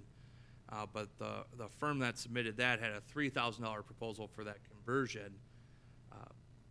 I would certainly hope that a conversion the other way, which is going to be more time consuming, absolutely, and more costly. But if that's a 1 year savings of $13,000, I don't know they're going to eat up, or excuse me, it was $16,000 even after the $3,000 one time.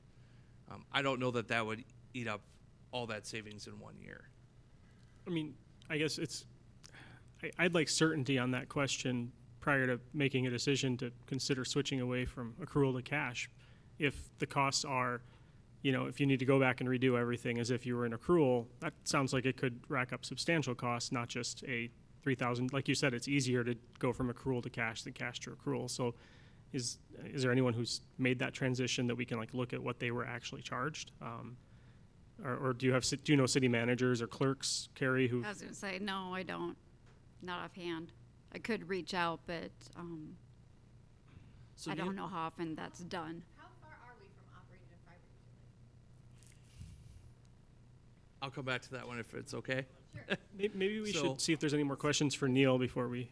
I do have actually one question, Neil. So you talk about you have to reconstruct what has been. Are you talking the improvements and the improvements to the infrastructure? So there would be the improvements to infrastructure. We also have to go back to the beginning of that year and look at what the accrual basis balances would have been. So you go back and figure out what receivables and payables and pension obligations would have been at the start of that fiscal year. You can't just convert the end of the year. So you're doing kind of like 2 years worth of accrual functions, which is that difference of that 13,000 you're talking about at one time. Right. So of course, yes, if your cash basis for 5 years, then you convert, you're not going to cost all that money, but I'm saying it's going to be substantial cost that year of conversion. And you need to look at that as far as when is a good time if you're going to switch. Again, which I'm not, that is your decision to make. And that's what I want clarification on. It's not the full length of time, it's the last, basically getting your last fiscal year up to date. The biggest thing, the full period would be the infrastructure part, which would have to be caught up to date, which could take substantial amount of time, depending on whatever other records are available from city engineer or someone else. I would say, but we update those on an annual basis, and so I wouldn't think that one would be too difficult. Quickly on how close are we to fiber? I certainly wish we were closer. There's two potential paths. One, we're watching what Fort Dodge is doing, and ran it by John, and as John noted, we'll let Fort Dodge see if that works out for them. There might be a potential legal challenge there. The other being a different financing route than maybe what we've looked at in the past. I wish I could say we were light years ahead of where we were before. We're close, but I don't want to give false hope that this is going to start up fiscal '24. I think given the fact that the numbers for accrual accounting, the bids differential wasn't the $16,000 to $40,000 difference, that it's really cash versus accrual for that difference of cost is an important factor to consider. I would be supportive of maintaining the contract with Hacker Nelson and accrual accounting, only for that reason. That my hope that we could move forward with a fiber utility sooner than later, and given the fact that I feel like a 10% difference in cost for local and continuity means a lot.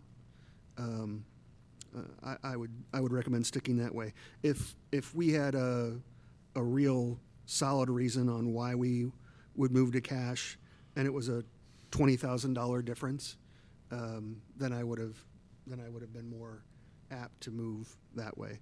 But So is that your motion? my motion is to not upset the apple cart and to. Second that. All right. Motion made by Hadley, seconded by Chisel to remain with Hacker Nelson at an accrual basis audit. Further discussion? I just want to say that I agree completely with Ross's comments.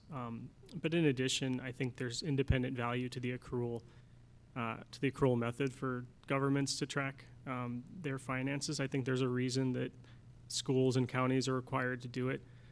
However, I think that there are some redundancies in work the city pays for in terms of tracking our infrastructure and the work that Hacker Nelson does.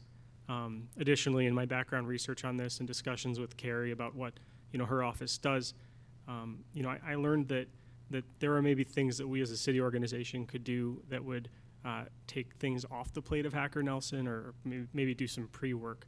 And in particular, I think that their contract with the county is smaller. If I'm remembering rightly, I could be wrong on that, but I think their contract with the county is smaller, even though the county has a much bigger organization and budget. And so I would encourage the staff, if we take these steps, that one avenue of potential savings we could explore over the next year is, are there things that we could be doing on our end that would lead to a lower quote in fiscal '23? Are there things that Hacker Nelson are tracking for us that are too granular, that we don't necessarily need, that we don't benefit from? Accountings of, are they, obviously an audit stops somewhere.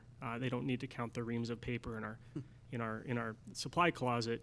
Are they counting other things that they don't need to be counting for us, that don't really move the needle on policy? So I guess I'm in support of this motion, but I'm also supportive of the staff identifying ways to reduce the audit costs next year. So with that being said, can we get clarification that the motion was to award 3 years? That's what I was going to ask you. Or is it 1? The fees increased by 3.6. The Yeah. 40,500. the 3-year contract was only for TP Anderson because that was a requirement of their bid. Hacker Nelson's bid at 40,000 was not a 3-year requirement, correct? They did give a 3-year one. They gave a 3-year. They gave a 3-year projection, but it. I didn't believe that the Hacker Nelson one was a requirement for that money. Well, it's your motion, Ross. Well, I want to make sure that I'm right. Yeah. I Is was this a going to 3-year ask contract, too. Neil?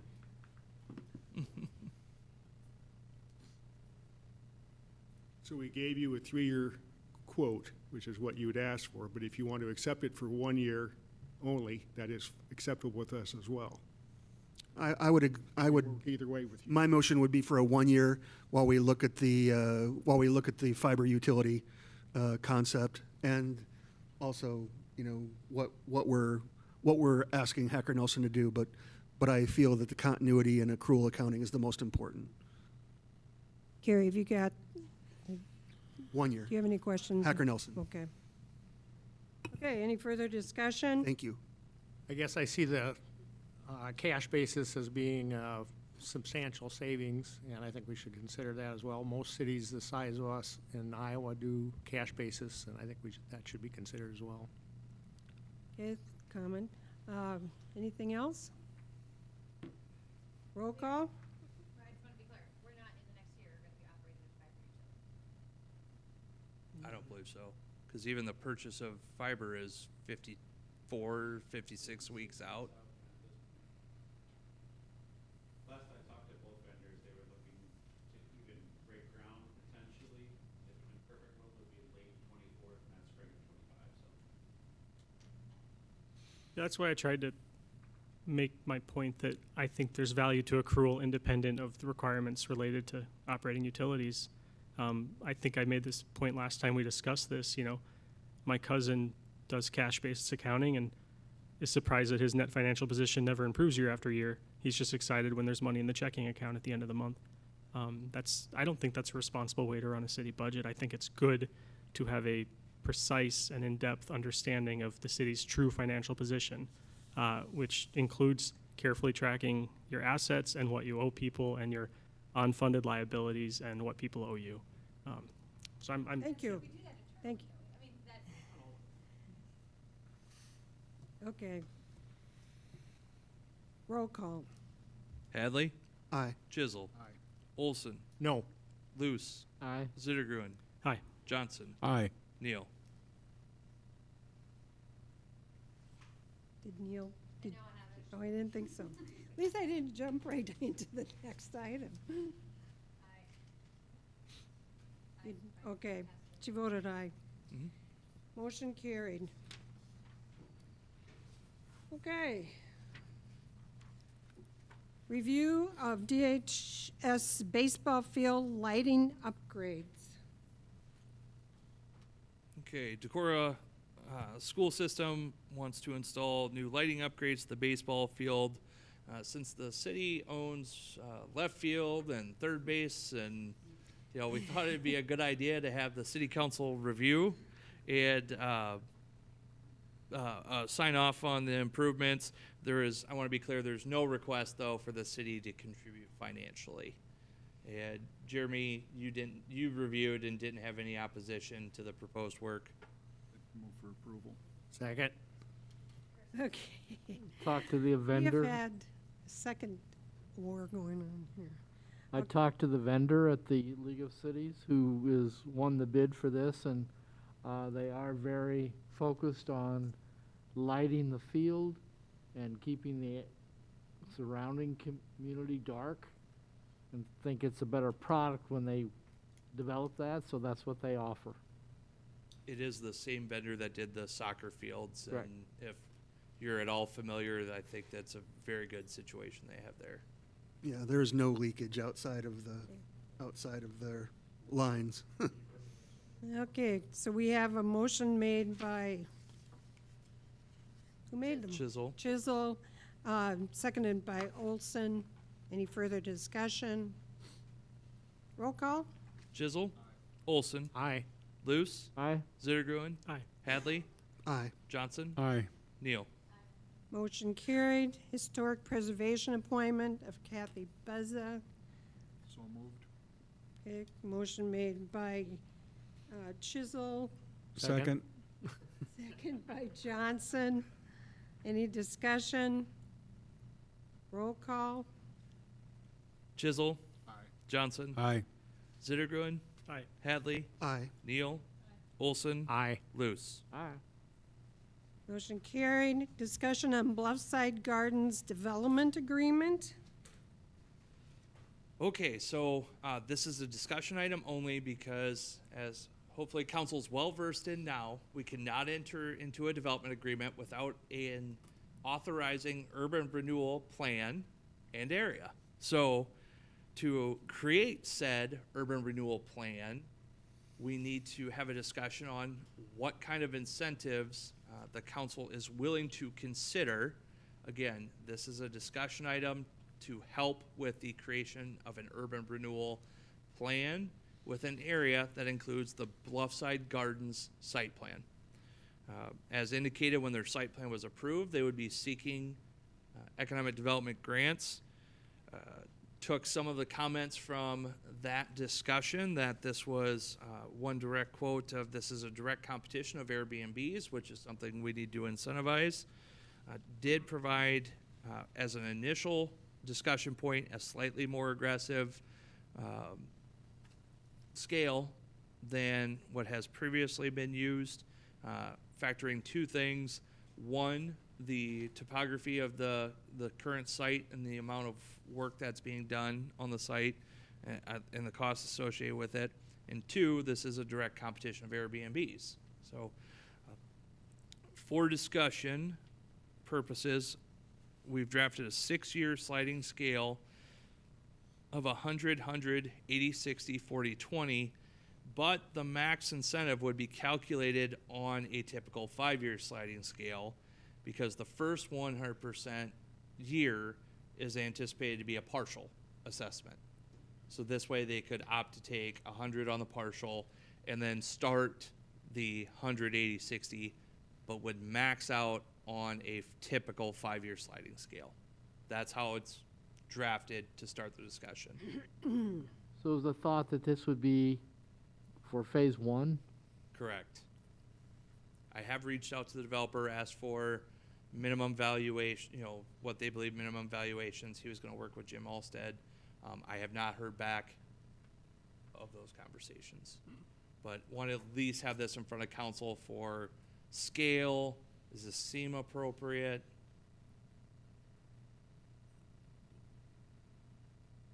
Considering a couple of the other large-scale developments we've done, this is better for the city in looking at it.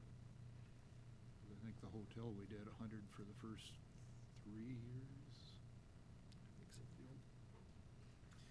But the hotel was a blighted property.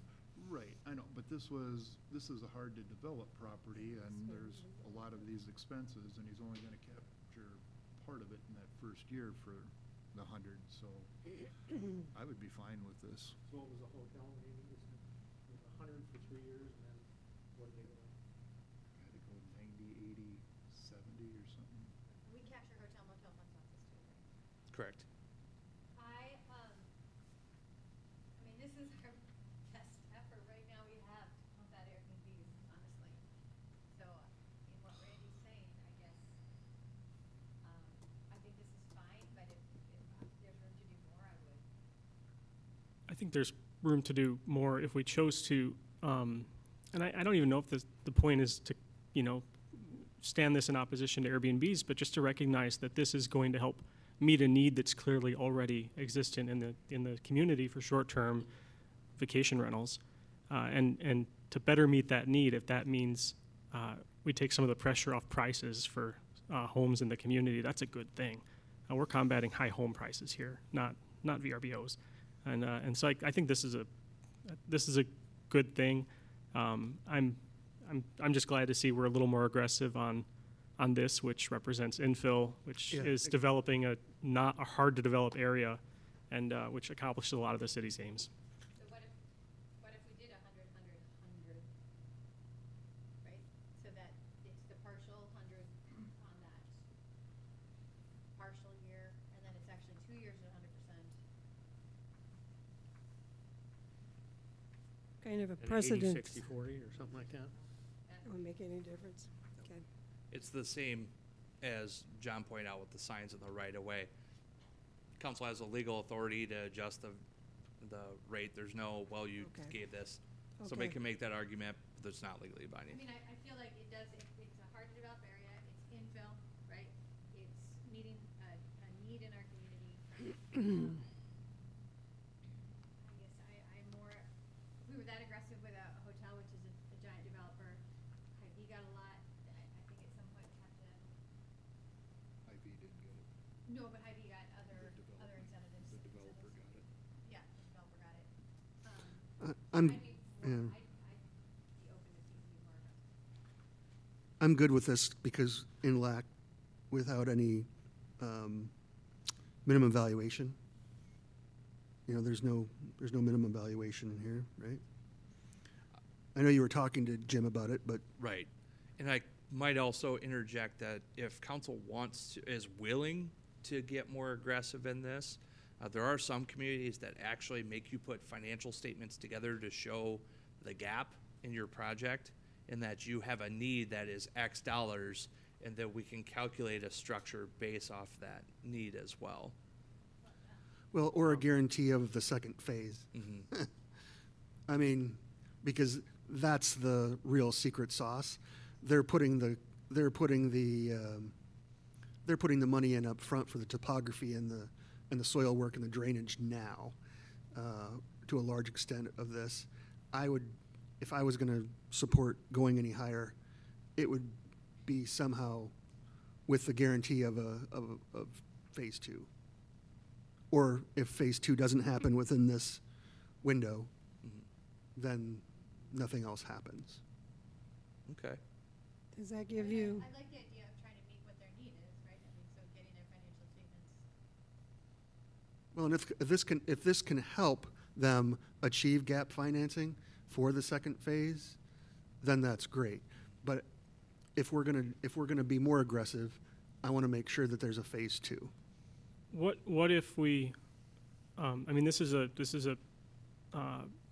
I want to disclose again. I've done this before. Brent, the developer, is my friend, and I'm not here to advocate for his interests. I've discussed with people, our city manager, whether I should recuse myself from these conversations, and I've been told not to. So, I think that we have an aggressive incentive schedule here, more aggressive than we've done for other small-scale developments before, and I think that's a good thing. I think that represents a good step.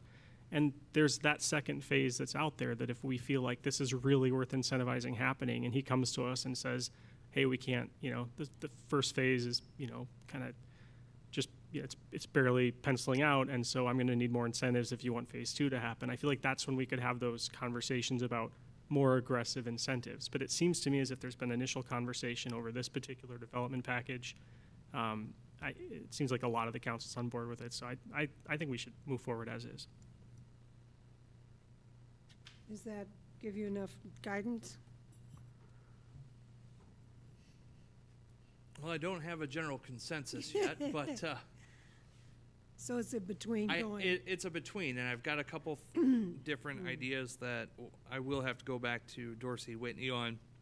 So, and brought up about tying it into phase 2 and getting more aggressive. So, as opposed to a front-loaded 100, maybe it's a typical 10-year sliding of 190/80 down, but year 5 has a trigger or a checkpoint that phase 2 needs to be underway, or that's when the incentive ends, and that results in a more aggressive structure than what's currently drafted, 100, 90, 86, 70, 60, and then it stops if they haven't started phase 2. If they start phase 2, I got to check and see if this is kosher. But then if you have started phase 2, your incentive on phase 1 continues. Yes. Or if they think they need help to get phase 2 going, that they do the interim study of finances and look at gaps and stuff to be able to kick in more aggressive.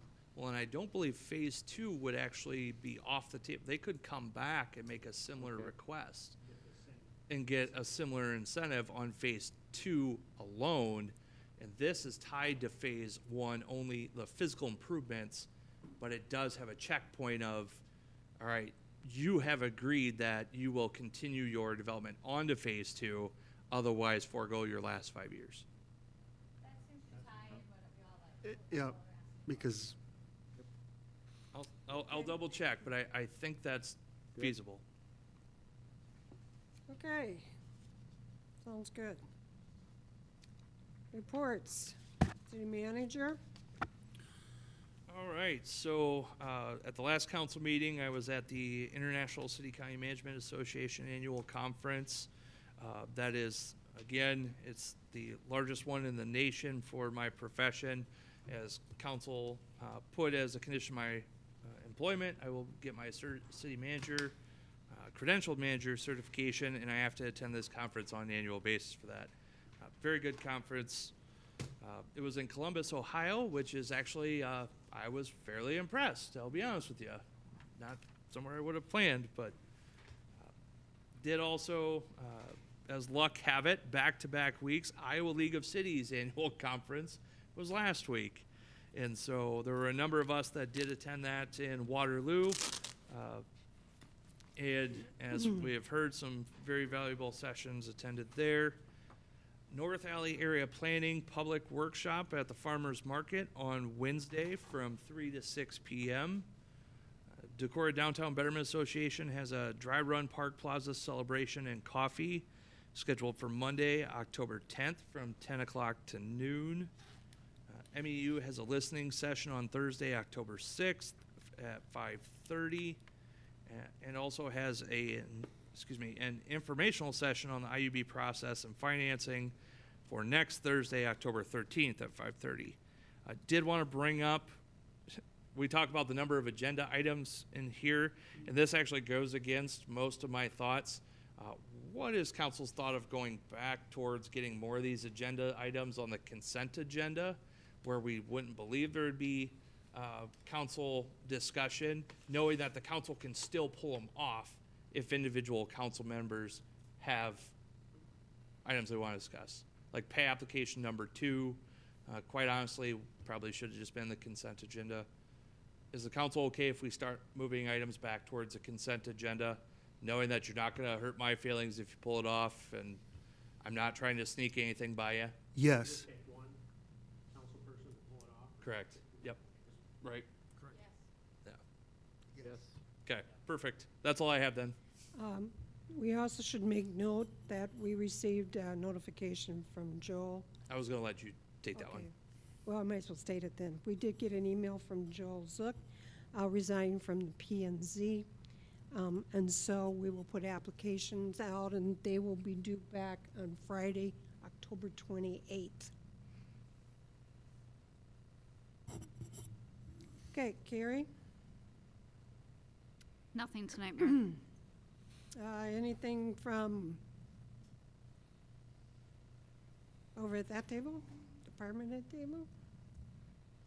Going once? Going twice? Randy? I have nothing this evening, Mayor. Emily?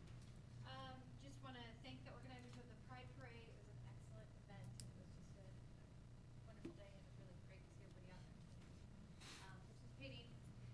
And then just a reminder about the MEU listening session on the 6th for public input. I think it is listed as sort of a counseling listening session. So I even told my husband on our 21st anniversary, I'll be there. There with him. So I'm hoping that other council member will join me. I think there's a lot to be discussed at that time. If anybody hasn't already seen, the Office of Consumer Advocacy put out a statement in terms of alliance rates and their recent analyzing of rates across the Midwest, and that alliance rates are 61% higher than Mid-America's. They are the highest in Iowa, next to all other utilities, and it especially hits hard on residential customers. And so I know this is going to come up in our new discussions here, but I do think it's time for us to focus our attention on what we're going to do with the MEU and make some serious thoughts on moving that forward. So other than that, I think that is my. Okay. Kirsten? Just a couple quick things. I was unable to attend the Iowa League of Cities conference down in Waterloo. Happened to coincide with my anniversary. I will assure you, my wife and I did a very romantic thing that day. We went and got our COVID shot and our flu shot both on that day. So I'd like to encourage everybody to make sure they get their COVID and flu shot for safety reasons. Especially on your anniversary. Yeah, exactly, right. Uh, And sorry. I'd like to give a shout out to RSVP too. My wife and I have been volunteering at the Visitor Center for a number of years now, but we didn't sign up with RSVP till just recently. It's available for anybody 55 years and older. It's a good organization. Deanna Hageman heads it up. She's upstairs in the library. And they do a lot of really, really good things around the community volunteering. So if anybody's interested in that, please go up and see Deanna and get signed up. Anything else? Nope. Okay. Steve Luce. Happy autumn, or October anyway. Did you fall for that one? League of Cities was a wonderful experience in terms of the workshops and people and opportunities to see some different vendors and talk to them and get some perspectives on things. Have a SMID meeting in the morning, or Wednesday morning at 7:30.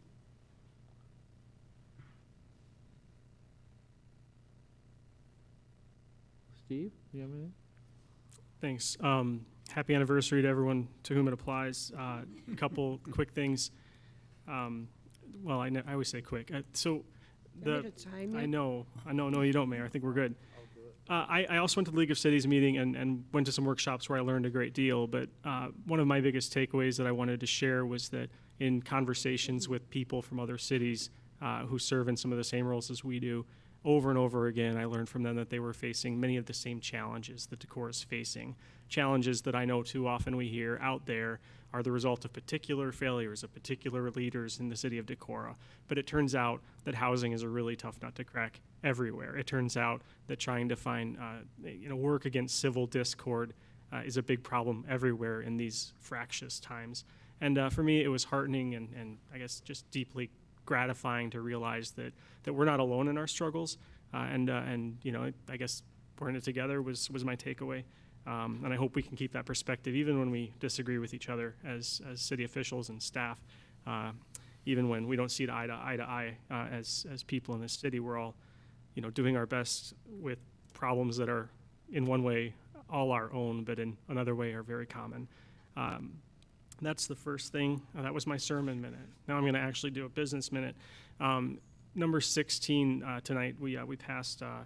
We had to reduce because of state rules. We had to reduce the amount that we can abate because of state rules down to $75,000. Well, that will move the needle more for people. The more work that we as a city government are willing to do on making it easier to build within the current city limits. Right now, it's easiest to do greenfield development and build, $400,000 home on half an acre. But if we look at places where people want to build on their own property, accessory dwelling units, where they want to add a bedroom at the back of their townhome, even if it gets a little bit closer to the lot line, that's a place where we can really move the needle for Decorah's housing deficit, which I do believe there is, contrary to the Loki study. And so I'm eager to see us consider as a city, when we're looking for planning and zoning appointees, identifying and appointing someone to the board who will help lead this city towards legalizing appropriate thickening up where the city is kind of groaning at the edges, allowing it to grow a little bit, taking a seam or two out. That's where I'm at. Well, thicker, yeah. Is that better than densifying? Okay. All right, that's what I got, Mayor. Okay. October 10th is Indigenous Peoples Day. I don't know whether you are going to be doing a proclamation on that like you have in the past, but I think it's important that we do recognize the fact that the land that we work to densify or thicken was not necessarily ours originally, and just a nod to the history and heritage of Decorah itself. I unfortunately was not able to attend the League of Cities. I was in Washington, D.C., and I was in a new development actually Maryland. But if you look at the Iowa Downtown Development Assessment of Decorah, it talks about the 1,000-foot area. Like, people like to have activity or something every 1,000 feet. And this was a new planned development that I was in that had bike sharing and was all walkable and was very limited access to vehicles. And it was an area roughly the size, probably double the size of the North Alley. And they turned it into largely, they had very specific parking, but they had rideshare pickup areas They had private parking. They had parking for commercial vehicles, and it was encouraging to see what you can do when you master plan an area. And that 1,000 feet thing was very appropriate because the hurricane remnants were coming through, and so we were walking to everything, and it was good to have that 1,000 feet because you can run and get to your restaurant or to your next location without getting soaked or feeling like it's too far away. So I encourage everybody to attend the North Alley planning session at the Farmers Market. What was the name of that community? Well, it was actually Oxon Hill, Maryland. Oxon Hill? Yep. It was by the OXON. If you look up the Gaylord Convention Center, that's where I was. But that whole, it's a whole area. Okay. Nothing, Mayor. Okay, I want to just pass along and pass on my sympathy to the family of Bill Wagner, who passed away. Bill was on the city council, I believe, from about 2014 to 2016, but I was sorry to hear of his passing and wanted to acknowledge that for his family. Any other things to be considered? I talked to Amy Bushka, councilperson from Cresco, who said she was really surprised that we were just doing our PPAs for our solar. Cresco is at the point in theirs that they're about to assume ownership. And she said the way she reads the Inflation Reduction Act is that municipalities don't get any credit. They get cash for that money. So they're going to be able to influx their city budget that way. Okay. Move for. Thank you. Thank you very much for the meeting.